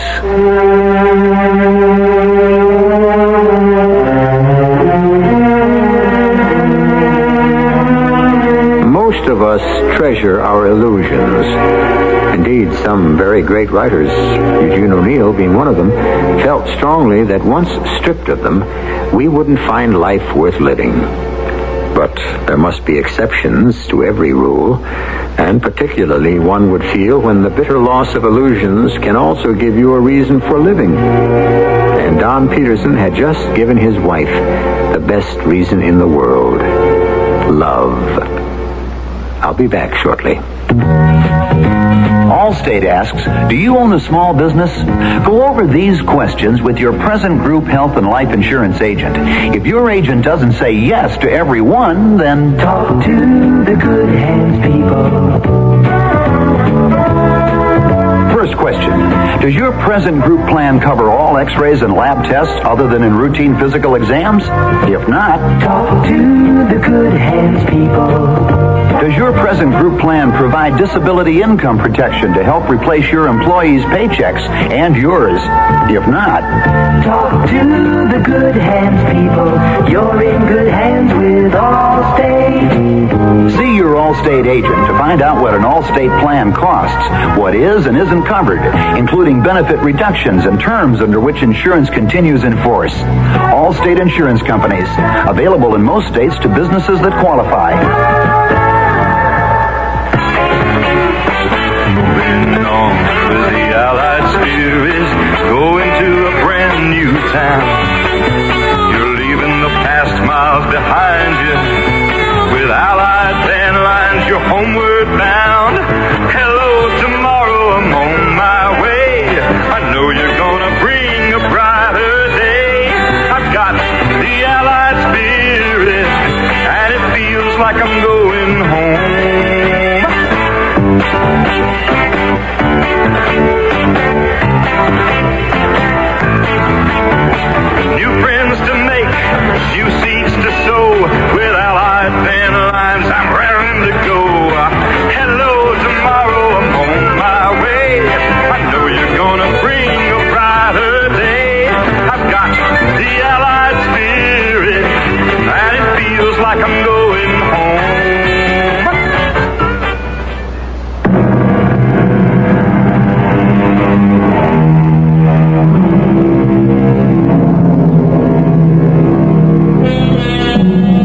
cynical among us never tire of pointing out how horrible life is.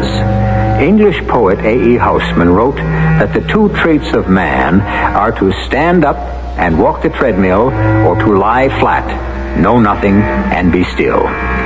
He sums it all up by saying, "Which is worse, I know not, but I know that both are ill." I can think of a number of things that make life worth living. Things like work and love and storytelling. Our cast included Marion Seldes, Court Benson, Guy Sorrell, and Robert Maxwell. The entire production was under the direction of Hyman Brown. Radio Mystery Theater was sponsored in part by Allied Van Lines, Allstate Insurance Companies, and True Value Hardware Stores. This is E.G. Marshall inviting you to return to our Mystery Theater for another adventure in the macabre. Until next time, pleasant dreams.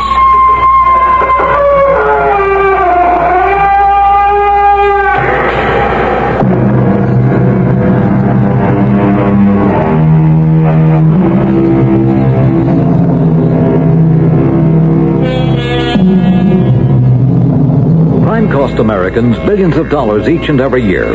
Yet the average American can help stop the growing tragedy of crime with the cost of a postage stamp. The Exchange Clubs of America have assembled what they call your Personal Crime Prevention Action File, filled with simple rules for protecting your property and your person. Simply write Crime Prevention, Box 2672, Toledo, Ohio, 43606. Crime can be reduced if each and every one of us joins together to make crime prevention click. WFAA, Dallas, Fort Worth. CBS News. The government is going to try to outlaw segregated private schools, the first such action undertaken in Washington. This is Doug Poling reporting on the CBS Radio Network.